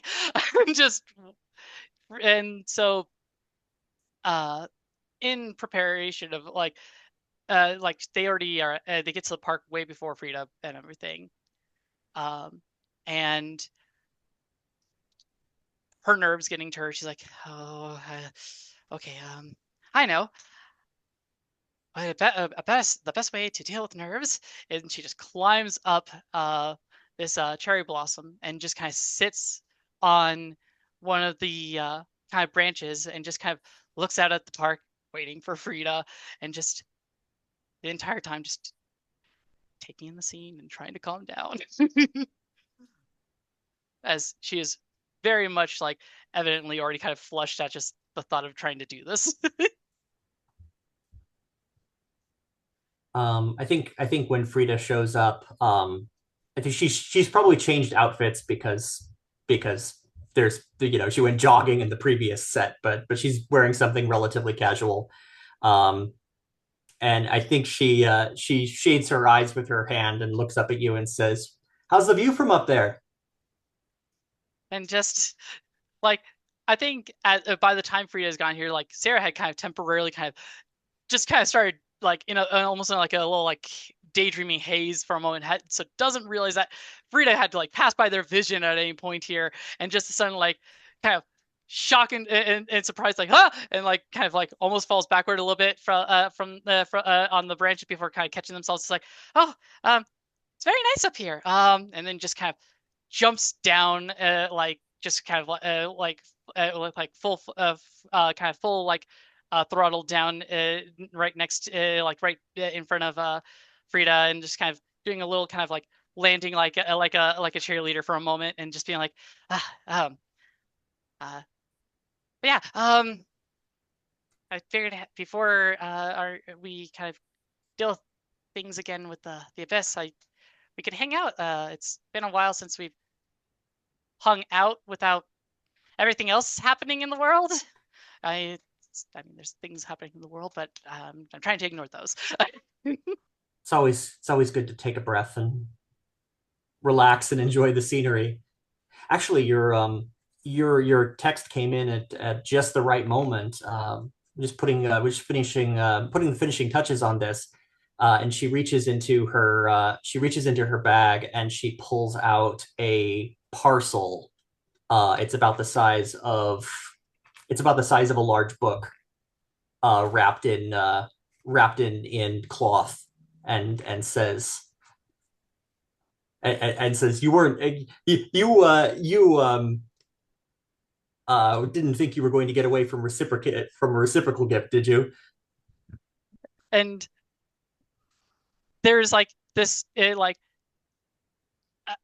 just the like very evident kind of like kind of like this like kind of anime moment here of like kind of blush and then like a little bit of like just steam coming out of their head and everything at this a little bit before just kind of taking it, and it's like um yeah, I guess I was silly to think I could get away from getting gifts and everything. Um, and is it okay if I open it? Absolutely.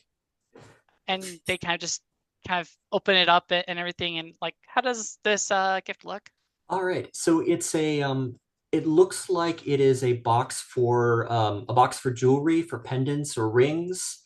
It's made of a dark hardwood with brass hinges, and it's it's not particularly fancy. I would say it's not lacquered or it's not enameled or has like metal inlaid or anything like that. It's mostly just wooden. It's mostly just a relatively simple construction. The top of the it's been stained. It's been stained and sealed. But the top of the box has a woodcut carving of a starry night sky with a very stylized imagery um, of Ursa Minor and at its tip shining Polaris. I think she's quietly kind of looking at it, like kind of putting her finger to like the constellation and everything, kind of like just appreciating like the kind of look of this all, and then just kind of very kind of wordlessly kind of holding it and everything, kind of dearly and closely and everything, and kind of just kind of unable to kind of look Frida in the eyes at the moment as she just kind of takes a deep breath and everything, and it's like, and just kind of with it kind of takes a very, very deep breath before just Frida, there's something I want you to know. Um, and just so you know, no worries or need to say anything to the side. Just I want to say it. Uh, and I think she kind of waits just to see like if how Frida even responds to that I before think saying. okay. I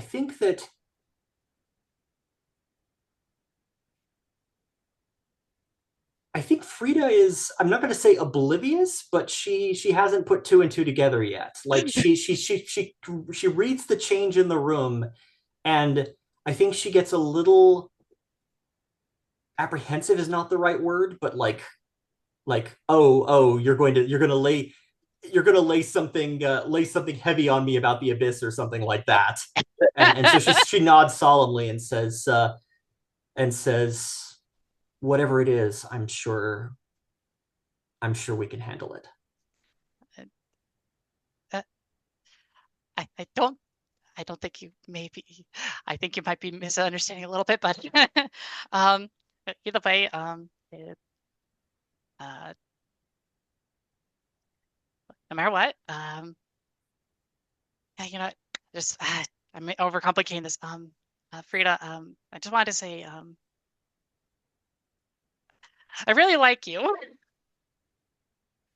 and like not in the friendship kind of um, like, how to put it into words. Those those are good words. She's a little deer in the headlights. And Sarah just kind of like, I think, like, like, did that actually did this kind of transfer over to Frida? I think that she's trying to like gauge, okay, did Frida actually understand me? Like, I think she's kind of trying to gauge like how much Frida actually understood what she was trying to say. You look like it's. I mean, I'm getting the impression um, uh, that Sarah is melting down a bit here. Oh Um, yes, there's so I very think clear like everything on her face is like she is like extremely bright red. Like her skin is completely flushed at this point, like and everything. It is very evident that like her bashfulness of it all. I think she hesitantly takes your hands in hers, wrapped around the jewelry box, and says, "Do you want to sit down? There's a bench nearby." Sure, sure. Yeah, I can sit down and just awkwardly kind of just follows your lead, I think, because Okay. she's like, okay, and she's just here sitting anxiously, like, I don't know what to do. I said the feeling thing. Um, Violet didn't tell me what happens afterwards of how you deal with this. Like, there's no book on this, so she's just kind of like just following along at the moment. She has no idea what to do after that. She's just kind Uh-huh. of sitting here. Okay. So I think Frida looks at you and somewhat teasingly says, "I'm getting the impression that you haven't you haven't rehearsed this over the time loops." Uh, she just kind of places her hands to cover her face and everything. She's like, "No, I mean, it's only been I I don't even remember how or when I kind of just started feeling this way. I just now realized I think talking about it, things with Violet, just I finally kind of I guess realized I had feelings, and then I realized how much it would hurt me to not have you around and everything. So I kind of just figured things out, I guess. It's I this is a first for me. I think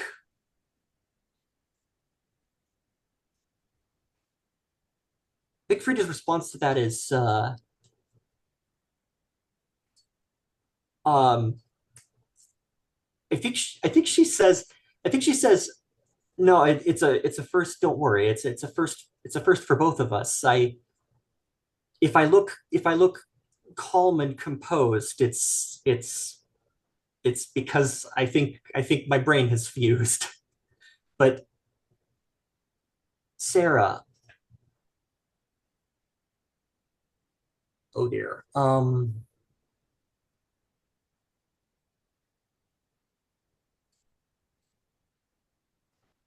I had It's been a terrible year. I've been watching my house fade, my father fade, and the abyss come gnawing at the gates of my house. And all of my friends had vanished to the winds. And you brought us back. And you brought us back. I don't know how many times you've done this. I didn't realize I didn't realize the struggle that you'd been at the time. I thought it was a grand gesture, but I didn't realize the struggle that you've been fighting this past year. It's it's remarkable. And I don't know if this is your last time through, or what the next few weeks are going to mean for us, or for the group, or for Neo Jupiter. But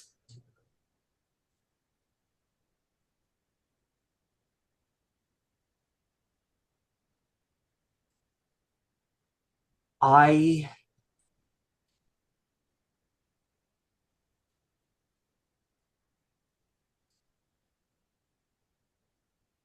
I think she moves a hand up to your moves a hand up to your shoulder, and grips your shoulder and says, "I am so proud and inspired by what you have done for us and what you keep doing. You are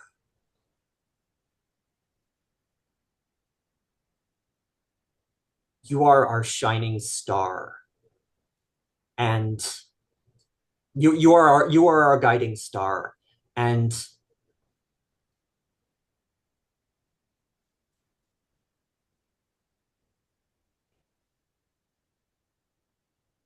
if if you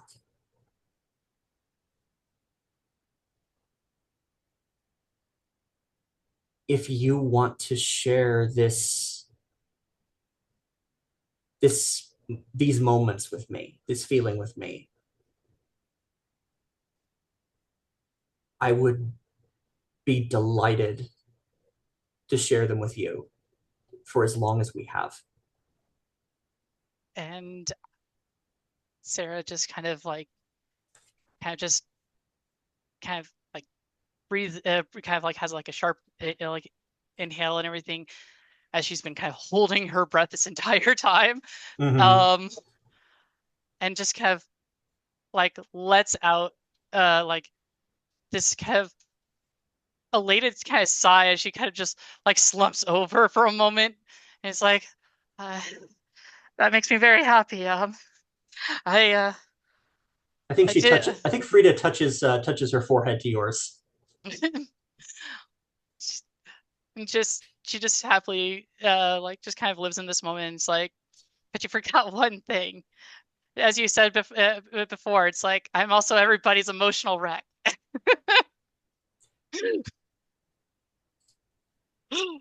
Is that where the camera pans away with the two of you, your foreheads together there at the bench in the park? I think Frida says you're my emotional wreck. Oh, I love it. so good. Um, Frida, did you enjoy this? Holy shit! That is a yes, by the way. Sarah, is this anything but confess? It's definitely confessed. Like there's nothing else about it. Awesome. Oh, another 6. I am rolling good tonight. It's That going to that go is bad in the mission. that is a very appropriate 6. Four links with Sarah. Okay. Are we good for a 5-minute break? Okay. See you all in 5. All right.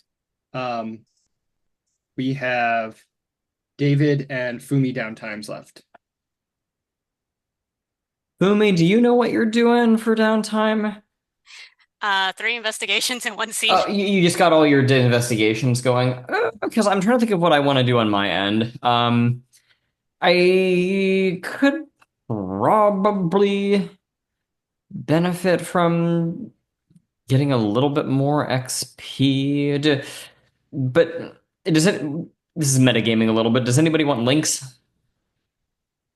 I don't know. I think I gave plenty of links for us to work with, honestly. Sarah, you've ridden. You're the I link mean, champion right now. can you really have too many links though? True, especially given our luck, especially in the first mission. Right. And Sarah is like technically does not possess any links herself. I made plenty of links with everybody else. We're good. I trust you guys to take care of everything from here.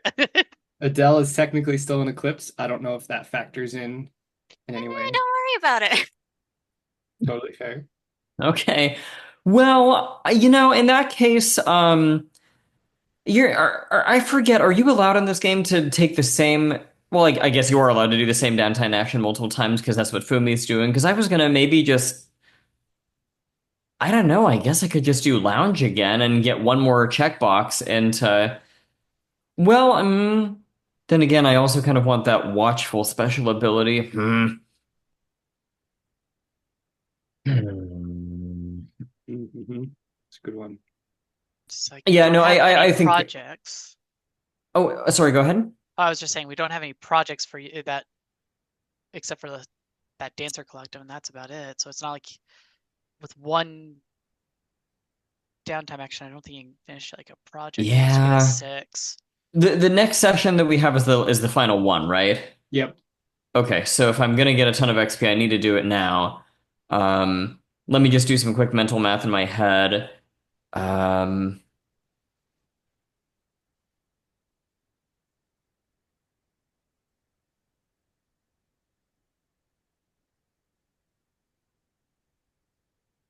Yeah, okay, okay. Well,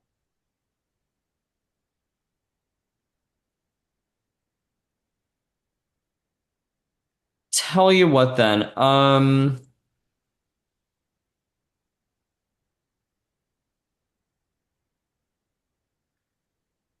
Let's say there we go.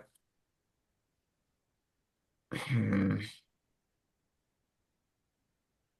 I don't think it makes a difference if I get any XP on this final downtime action, because I think I'm going to end up with between 6 and 12 regardless. And special abilities, do those cost 6 as well? This cost They 8. cost 8. Oh, those cost 8. I Okay. think I did remember you forgot to put in some EXP from the desperate actions you took last mission, Oh, which I I probably believe were did. in Star and Sun. Yeah. Okay, well, that's good to know. Okay, and those go into the attributes, not just your generic XP pool. Those go to the Yes. at. Okay, that's good to know, actually. Stars and Sun. Okay. Um, does that make much difference? Probably a little bit.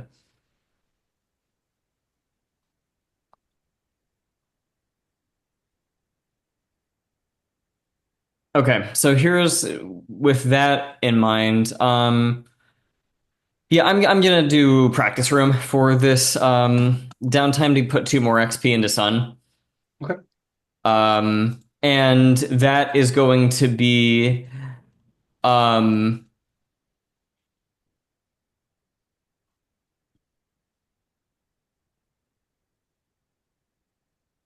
oh, I'm sorry, Sarah, did you say I should have one more? Oh, there were 2 different Sun moves. Nice. Thank you. I need to do a better job of keeping track of what I'm doing with my XP. Thank you. Okay.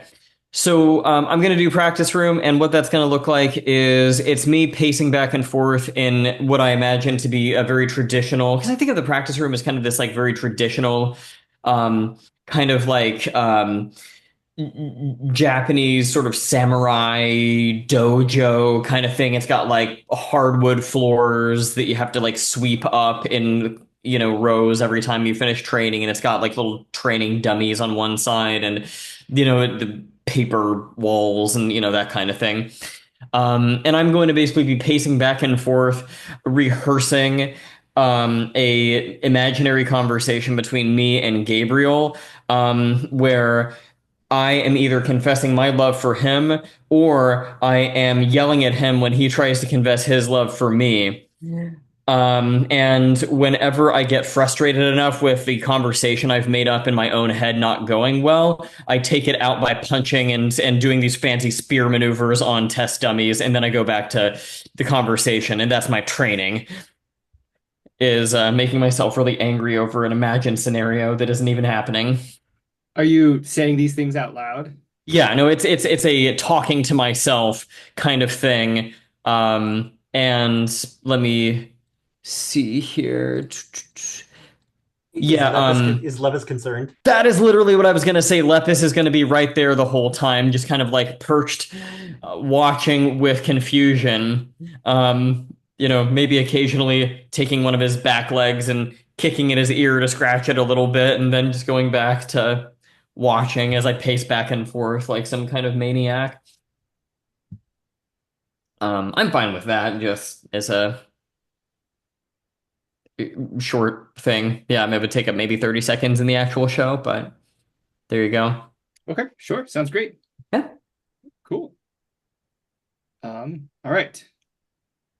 Downtime activities for investigation. What is it that Adele's up to? Let's see.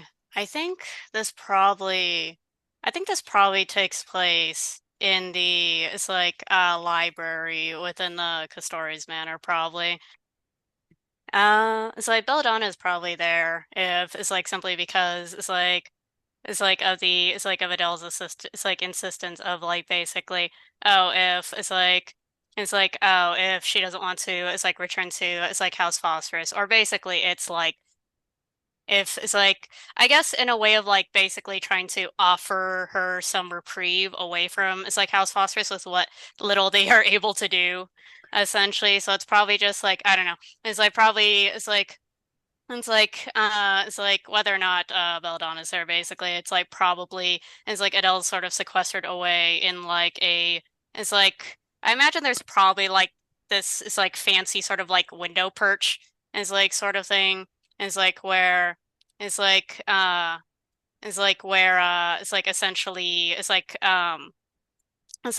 although it's like because it's probably in the middle of winter and everything, it's like and all that the lights probably mostly is like coming from it's like indoors and from it's like another it's like obnoxiously it's like fancy it's like fireplace it's like somewhere or whatever lighting they have. It's like probably not a fireplace. That probably puts the books in danger. Do the nobles really care? It's like when they it's like came up with this manor, who knows? But either way, it's like Adele's probably it's like essentially sequestered away it's like that sort of cozy it's like reading corner and everything. It's like trying to it's like flipping through it's like Sarah's it's like diary and everything, trying not to read anything particularly too personal, but skimming for anything that looks relevant. Let's see. I think that'll probably be like the first two of the three rolls just to see how that goes. I have I a can imagine. question. Yes. Um, during the last obligation phase, not this one, but the previous one, when you kind of took control of the situation and didn't allow House Phosphorus really near Belladonna. Has Belladonna been with you under House Castoris protection ever since? Uh, it's like if she allows it, I think, essentially, because it's like essentially it's like Adele is trying to sort of like afford it's like Belladonna whatever it's like it's like they're able to it's like whatever space they're able to provide away from House Phosphorus because it's under it's like Adele's understanding that like oh House Phosphorus is trying to keep a constant watch under Belladonna it's like over Belladonna and everything and so it's like and I think it's also a means for like sort of like Adele to observe essentially like what Belladonna is like means to do is like under what little space that they can help sort of provide for them away from House Phosphorus. Okay. And so does it help? Yeah, yeah, absolutely. Thank you. Okay. Let's see. I think this would it's like the first two rolls would probably be an analyze roll. If I'm using this basically as a means of like analyzing, so to speak, the relationship between it's like the contents of the diary with the abyss. Would I get like the +1 die roll to gather information about relationships in this way? Oh, sure. Yeah, yeah. Okay. So that would be 2d6. So let's see. Okay, so the first roll is 5, so 1 question, 1 follow-up, and the second roll is a 6, so Nine. 3 questions. It's like so yeah, 3 questions, 2 follow-ups. Cool. Let's see. I guess Did it's we like mark to did we mark the thing yet? not yet. That's one, two, three, 3 and four. 4 Right, pips. 7. Okay, I'll do that. Feel free to get started. Okay. I guess it might help if I know exactly like what I see of is like the contents of Sarah's diary. Like, I guess is like, do we have any ideas on basically like what is like Adele finds is like as they sort of peruse through Sarah's diary? That's not about, I guess, whatever they're probably feeling about Frida or whatnot and things like that, but rather Um, about the abyss. I think also the way I kind of envisioned this is Sarah is literally kind of using their magic and everything to kind of pull memories and visions that they've had with each other with after each timeline and putting it into the diary so it doesn't get lost. But then there's also Danny's little addition to it where there is the webs and everything that was happening last time and it kind of falling bits apart. So that's all I got as far as a concept on my end. Yeah, I was gonna basically just echo that, is that the book is practically falling apart in your hands as you flip through pages. Pages are crumbling, the binding's coming undone. It looks far too worn than it ever should be, almost like it was dredged from the bottom of some lake. And with each flip of the page, I think there are, barely perceptible thin strands of light that come out like webbing. And this little alcove that you and Belladonna are sitting in, poring over this tome, it just like begins to fill with this like lacework of these thin strands of light. Okay, so I guess my first question is, so basically it's like this contains the records of like the various bad endings that Sarah has witnessed up to this point. So I guess the first question here is, what here is incomplete in terms of like what events have yet to happen that generally lead to it's like that seem to consistently lead to a bad end. Is that doable? Yeah, let me think. What event has happened previously has always led to a bad ending, but hasn't happened yet in this timeline? Yeah, I think so. Okay. So essentially, yeah, what here is incomplete as far as the Abyss's plans of throwing this timeline into a ring. Um, they haven't yet managed to move Celestia into this part of reality.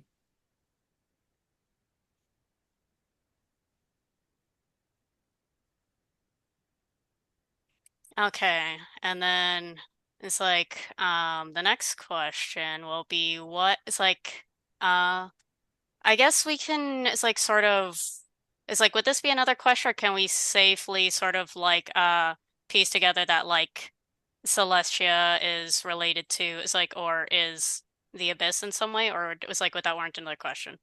I think that's a fair assumption to make. Okay. Then I guess my next question would be how are it's like let's see how that's like my problem with like the whole gather info thing is like try to ask questions but my head's already like drawing lines and everything. I'm like I should probably at least ask just to confirm that but at the same time um okay, I guess let's see how it's like ba-da-ba-ba-ba. How are how are Belladonna and Celestia is like connected in this plot? Um, they needed somebody that could help them unearth ancient artifacts and assemble, I don't want to say doorway, I guess bridge makes more sense, that will allow the the abyss and the courts, of the harbingers to bring Celestia over. Okay, and then let's see. I think it's like I think the next question will be how is Celestia really feeling throughout these timelines based on it's like because Sarah tends to be pretty good at um it's like because I think it's like a thing of like Sarah's pretty good usually at parsing out how others are feeling. So it's like, am I able to it's like see any entries or get any indication as to like how it's like what drives Celestia essentially, or what drives the it's like what drives this plot of like basically or what emotions. So like, but yeah, Yeah, the short of it is basically how is Celestia is like really feeling. It's like and then basically like the bigger picture that is basically like what drives her to do all this. right. Um, I think the feeling you get, or the information that you acquire, points in this direction, where at some point in time there was an event where Celestia was like practically the concept of emotion itself, like the raw thing of just emotion. And during this event, it all inverted and became a vacuum, became a void. And so in these timelines where Celestia is brought over, Celestia is still the void, is still the abyss. So it's like the negative of all emotions, the inverse. Okay. So let's see. That's my three questions for these two roles and two follow-up questions. Let's see. What is like what possible ways could I is like what possible ways can I is like conceive of that can stop this or it's like yeah, to stop it's like this plot. It's like to stop Celestia or whatnot. One way is to find where the Harbingers, the court has, and House Phosphorus presumably, right, has been working on this bridge artifact and destroy that so that Celestia can't cross over. I think, as part of that answer, like Belladonna's like, oh, that's what they've been helping me build. That's what's in the museum. It's like that's what that thing is. Now it all suddenly comes together. And then for my second follow-up question, is there no possible way to, is Celestia beyond help? Um, Belladonna, like check the time. Belladonna places their hand over yours and closes the book and takes the tome and sets it to the side and says, there is an ancient myth that we've uncovered in the tombs, in these ancient temples. It brings all of our history together. In ancient times, when the stars were close, so close to the people, there were those among us, leaders even, people of myth and legend, who were even closer still, intertwined in this starlight. They could call upon these powers, and one among them, well, perhaps many, but for the sake of the myth, the legend, one in particular, a great queen. She she she loved Celestia, and Celestia returned these affections. A funny thing that. And so, as the myth goes, the queen wanted to be closer to the stars. But what we see of the stars here in this space is just the tip of the iceberg. There's so there's so much more to what we see than what we see. And so the queen did not know her folly. She fashioned for herself wings and ascended the sky. But as I said, the intensity of a star is far too great for any one of us. And the closer she came, the wings broke and she plummeted and she fell. And as the legends say, the myth, in order to prevent this queen from striking the earth, from meeting her end, Celestia could do but one thing. It was to sacrifice everything she was to create endless void, to create an abyss in which the one she would love would fall forever and never meet her end.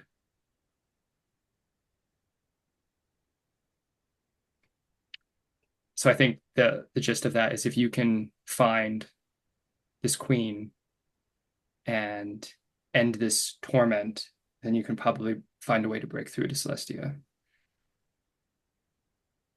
Okay. And then I will go ahead and I'll go ahead and roll my last investigation. I think with empathize this time too. It's I guess in a way, it's to try to understand Celestia, but also to sort of as a way of checking in with Belladonna. It's amongst other things. Let's see.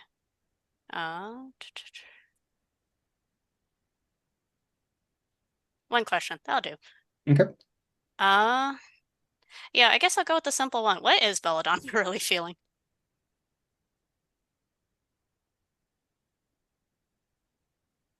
A mix of emotions.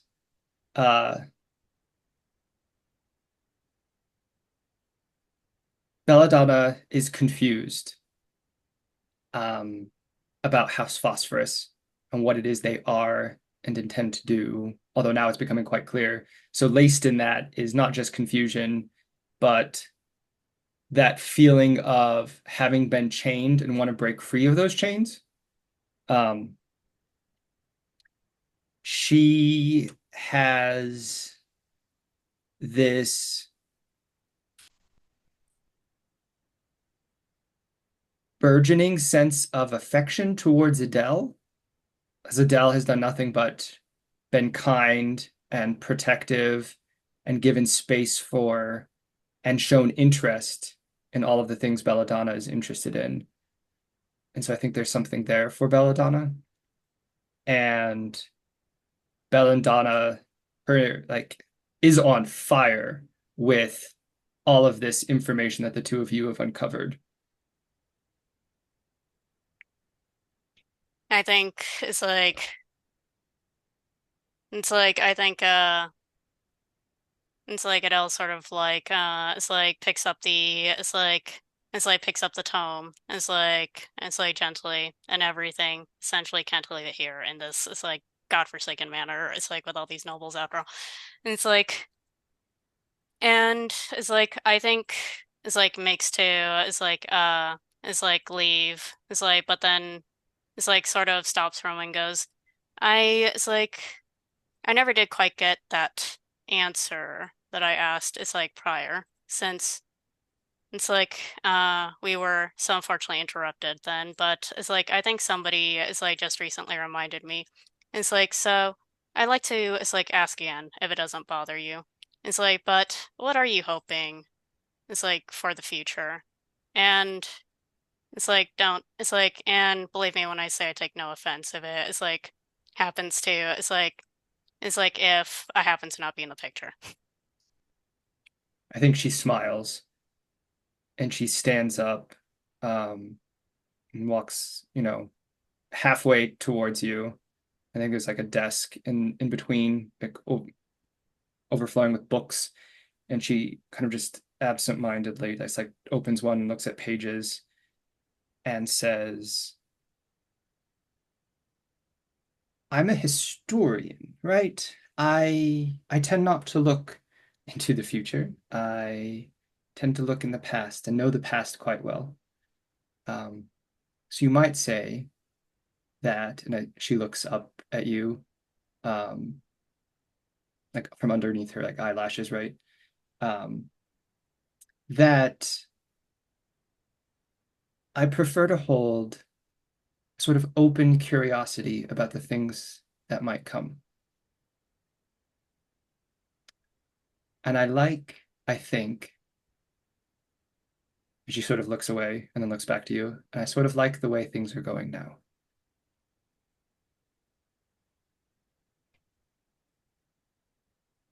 It's like I think there's it's like it's like I think there's a it's like quiet and I think there's it's like a it's like and I think as much as it's like Adele is pretty reserved in their emotions, it's like there's it's like a pause of like a certain it's like inner conflict. It's like inside them. It's like and everything and just it's like and it's like before it's like Adele sort of it's like Adele's clearly trying to figure out how in the world to respond to this.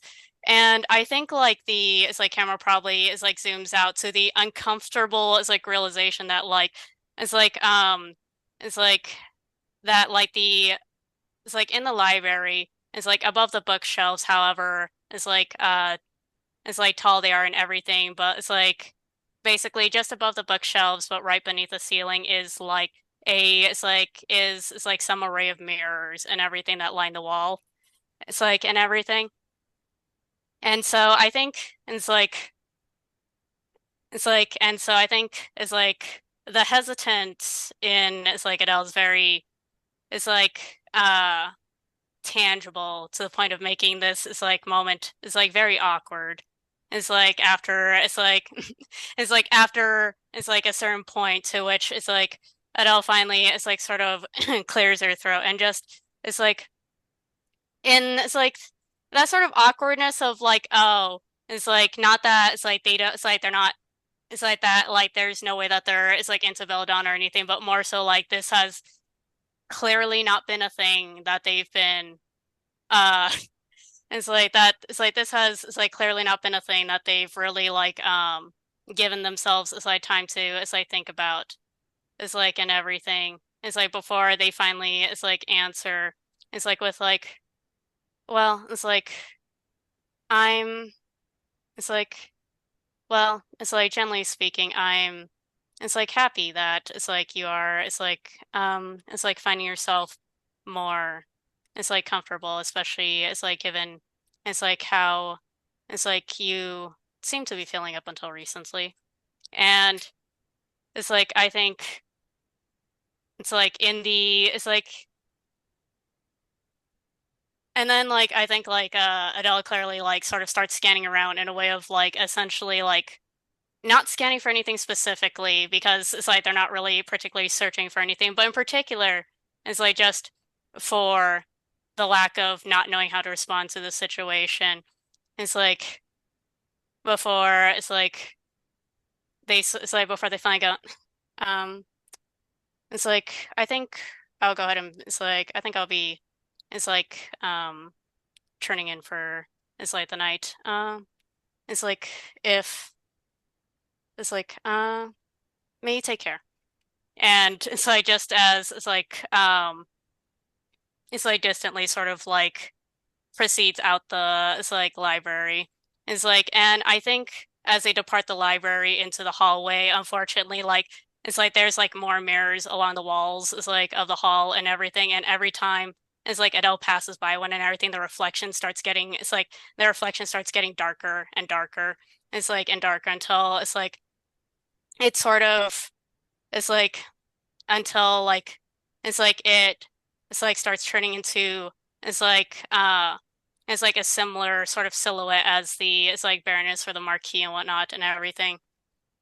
It's like and it's like Adele sort of it's like thinking to themselves it's like for the moment of basically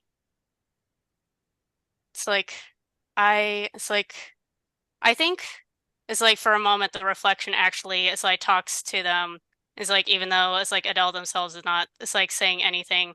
It's like out loud of basically like no, that's sort of it's like no, that sort of reality in particular has never been possible for me, or at least it's like you've never it's like once considered it's like a different future from yourself. It's like than the one that it's like you've been it's like handed.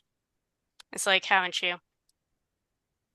It's like never once it's like thought of it's like the possibility of thinking it's like of your own future. And it's like I think Adele like basically sort of like finally screeches is like to it's like a stop in their steps before turning is like to their reflection of it's like before saying it's like you know as well as I do that what I could possibly want for myself is not compatible with it's like the future we need to it's like focus on bringing.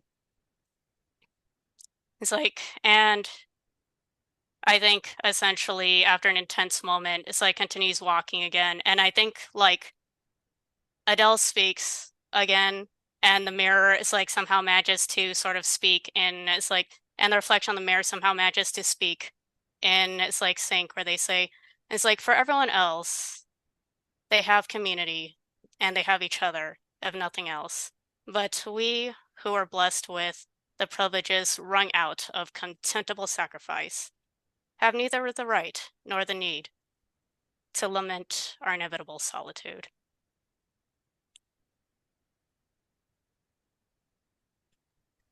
And that might be a good place to it's like cut it for that downtime action, probably. Yeah. I think after that statement, like right, we see physical Adele walk off, dark reflective Adele say this.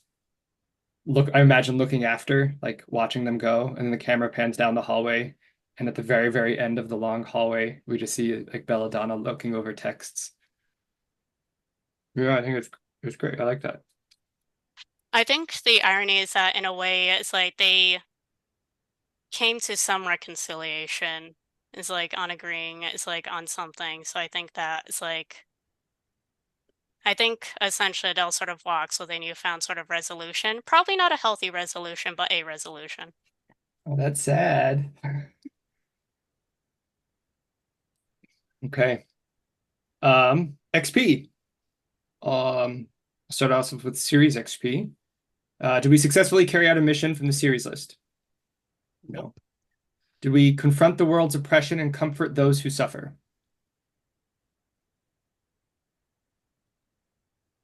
I mean, Sarah with the haircutting scene. I did confront. Mm-hmm. Yeah. Yeah, for sure. Okay. And possibly, I guess to a lesser extent, the scene with Albrecht. Oh yeah. Yes, because he's definitely suffering, for sure, 100%. Do we explore the nature of the darkness and redeem those who have fallen? I mean, Adele did a lot of exploring the nature of the darkness, I feel. That is true.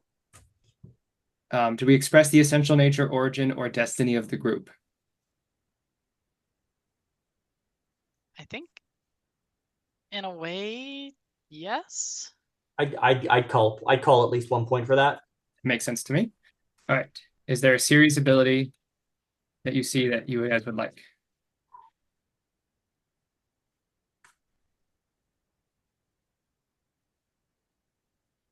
Well, Power of the Moon might be a solid way to not eclipse in session 8. Yes, I agree. I mean, I don't mind eclipsing again. Denied.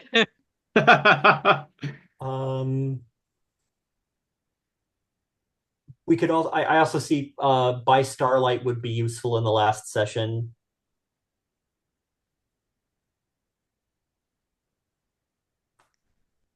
I could see by Starlight probably being like, given that it is our final mission here, I think by Starlight technically would we get the most use out of, given our mission.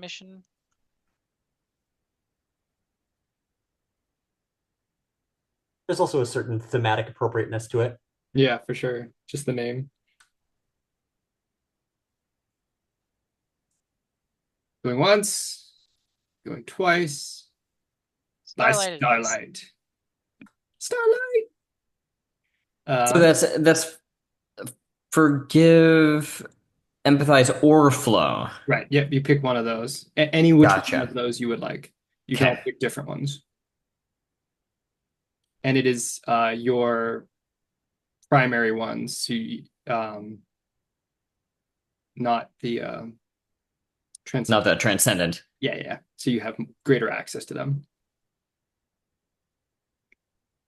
Cool. Okay. Who would like to start us off? Who's ready to go for Playbook XP?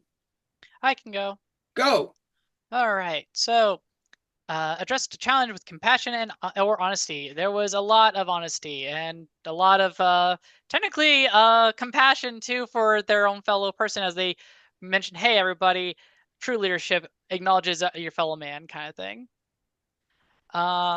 Express your beliefs, drives, role, and background. There was a ton of that from my background and my beliefs and drives and everything. So there's just all of that. And you struggle with issues from your promises or obligation. There was a lot of struggle with the obligation and everything, especially wanting so much to go to Marie and accepting that now is not the time.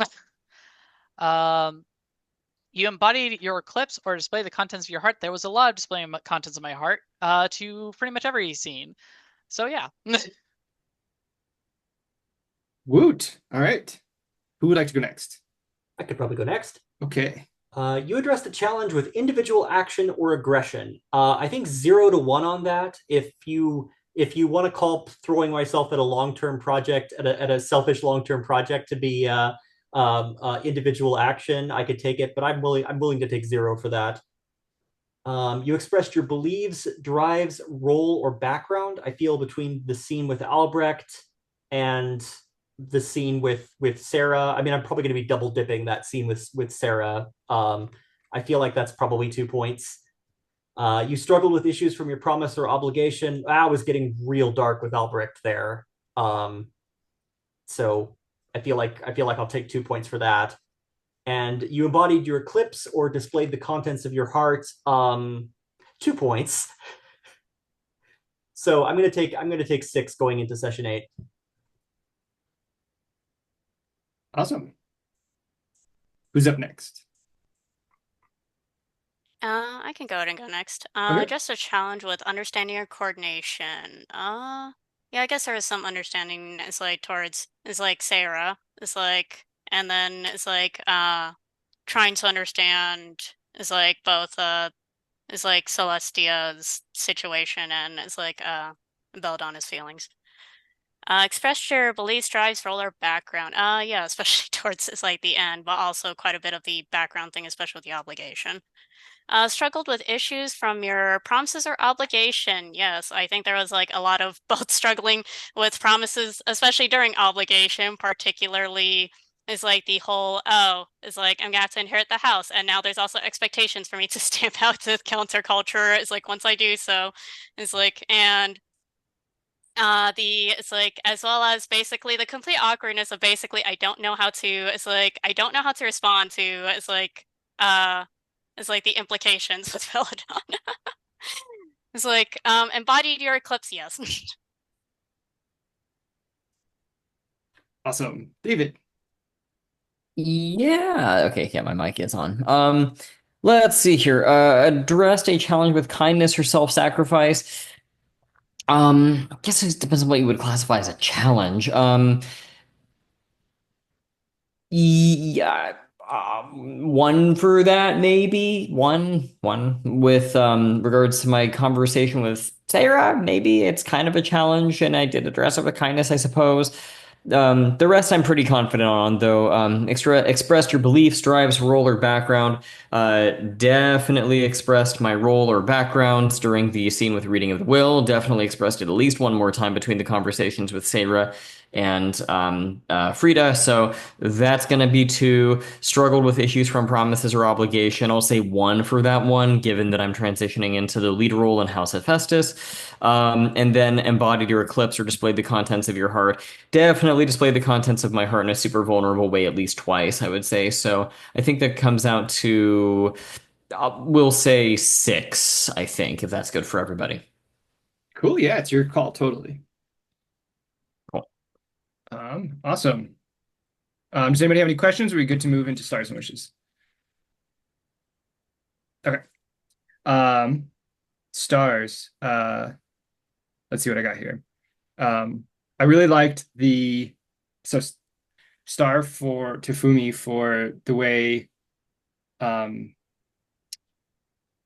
the scene with Belladonna, the investigation of Belladonna turned at the end and became much darker and a lot more tragic to what was more initially hopeful. I thought that was really a really interesting turn of events.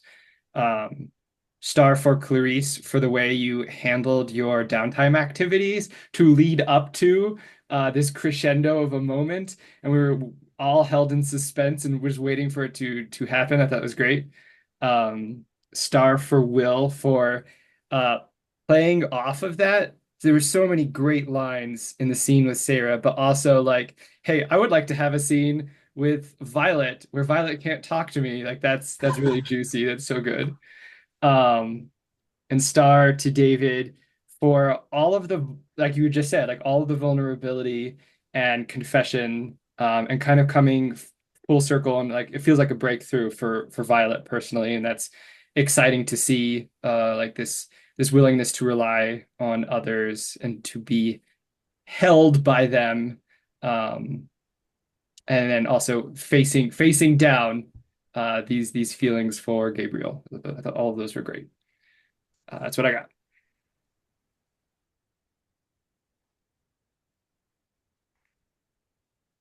I can go next. Let's see. It's like stars too. It's like Danny for it's like both it's like the it's like myth that suddenly we're it's like that it's like we're having with the it's like abyss and everything. And also it's like it was very it's like interesting seeing it's like actually see more of Albrecht, especially outside. It's like beyond the influence of the abyss and everything. It's like stars for it's like the Sarah scenes with both it's like Violet and Frida, especially like the whole asking for relationship advice and then trying to carry that out and it's like all the it's like rom-com moments and everything. It's like going with that. Also stars for it's like Sarah's little determination speech, and then it's like giving herself it's like and then casually it's like not so casually, dramatically chopping her hair off is like in front of many. And it's like to it's like show her it's like resolution and challenging everybody else. It's like essentially it's like to follow it's like a similar spirit in that. Uh Also it's like let's see, it's like I love the it's like back to the Violet Sarah scene. I love it's like just Violet like just suddenly I'm never gonna get over him, Sarah.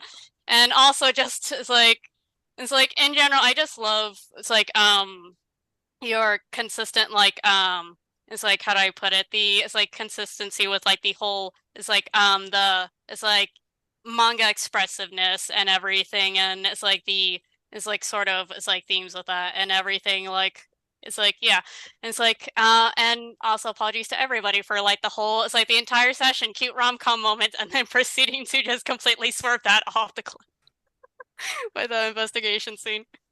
Yeah, wishes. I'm just excited for it's like to see it's like where their old this mission goes. I can go. Had no problem. I was going to say, actually, Fumi, the star for you was actually going to be the investigation scene. I thought that was compelling stuff. So I quite liked watching it, and it's super cool to see just three actions play out one after the other. So I thought it was all good. That was kind of the one of the highlights of the session for me, honestly. The other highlight was going to be the shared star between Clarice and Will with that confession scene. Oh boy, I did not have enough popcorn for that one. I like to picture these as like a 90s anime, like actually like a 90s anime with relatively low budget and like the frame rate isn't that good and all that kind of thing. And I thought to myself, if this actually aired, in the 90s and reran in the early 2000s, the sheer amount of deviant art posts you would see about just that scene, that I was like the fangirlies love this. It's so good. So that was a huge highlight and one of my favorite parts of the whole series, much less session. Special thanks, Clarice and Will, also for the wonderful one-on-ones between your characters and mine. I really enjoyed role-playing those two. Danny, good stuff as always. Just thank you for running. And as far as for wishes, well, actually, Danny, I will say one specific thing.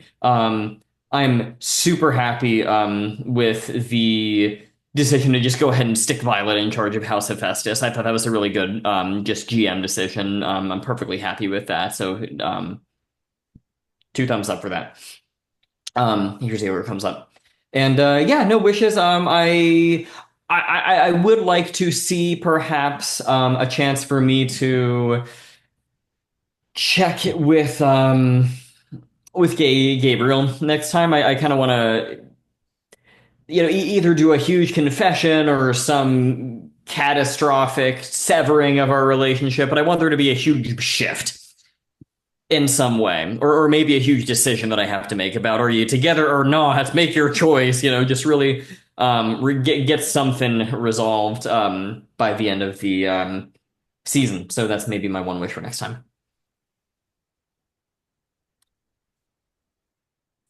I guess I can go. I'm still kind of reeling from the confession scene. Clarice, mad props for setting that up and building up to it and leading into it. That scene was an absolute delight to run with you.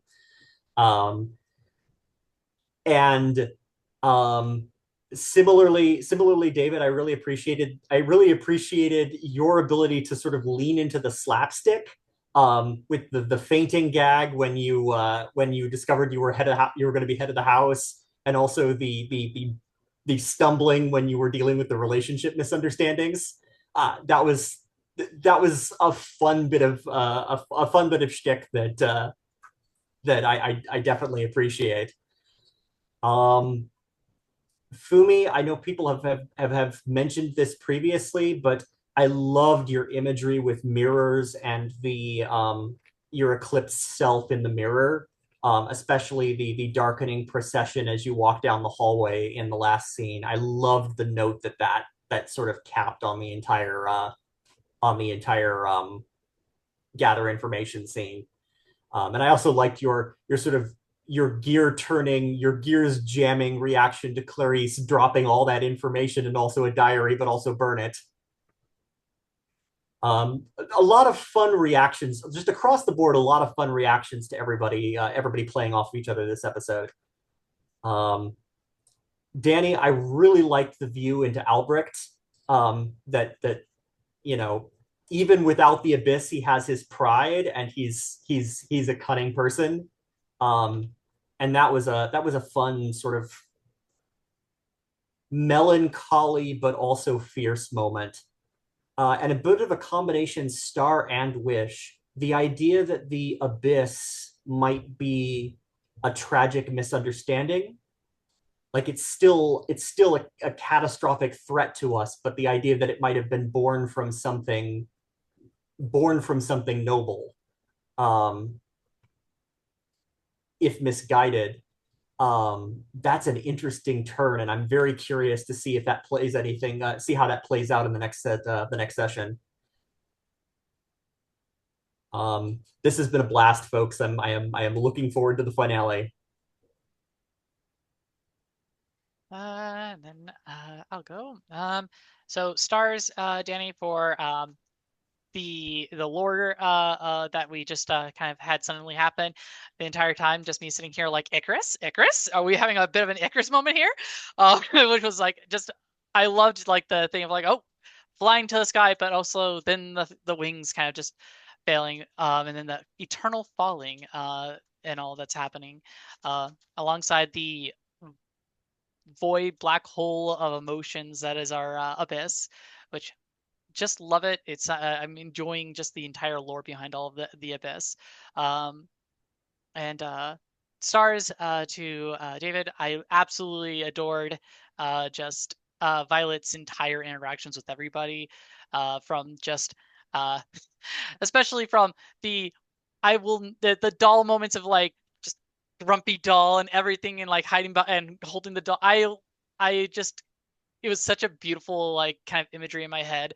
Uh, couldn't stop thinking about it honestly. And then also just how Violet's just how they're processing their newfound house leadership role as a whole, from fainting to oh god, what if I fail, to all sorts of things in between. Was a lot of fun seeing that. Stars Fumi to just loved everything with Sarah just being like, hey, read this, but don't tell anyone about it. Also burn it. Or maybe just give it back to me. Like, and and Adele's just like, okay, kind of thing. Like, are you sure about this? You like kind of the silly awkward exchange there. Followed by like it's like, if you need to talk about things, you can talk about them with me. It's like, okay, it's time for you to go out the door. Was just a hilarious moment there. Also enjoyed just the like thing between Adele and Belladonna, and this kind of interesting like kind of a bits of a like conversation throughout the entire investigation, almost like this kind of like back and forth about history and getting, yeah, and kind of learning about things together, which was a lot of fun there. And then stars to well, I loved a lot of things from Frida's moment with Violet, which it was just kind of hilarious.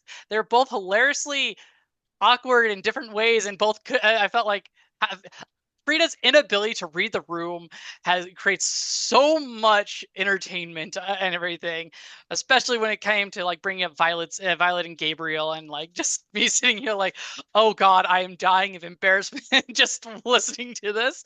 Also just like the kind of playing out of the scene, especially with the forehead touch was and the gift, were both like really, really kind of beautiful. I enjoyed everything about it. And also just for you going along with me kind of just messaging you and everything and being like, hey, since basically the end of season 2 to the till throughout this a bit of season 3, Sarah has developed feelings for Rita. How do you feel about it? And just rolling with that.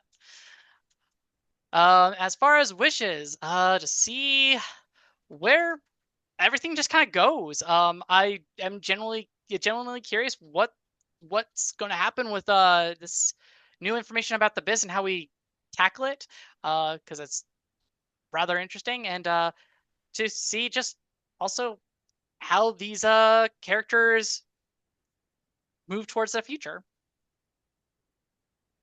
Also, I'm just going to say right now, Adele, you think you can just ditch Sarah's friendship? That's not happening. She'll chase you to the ends of the earth. All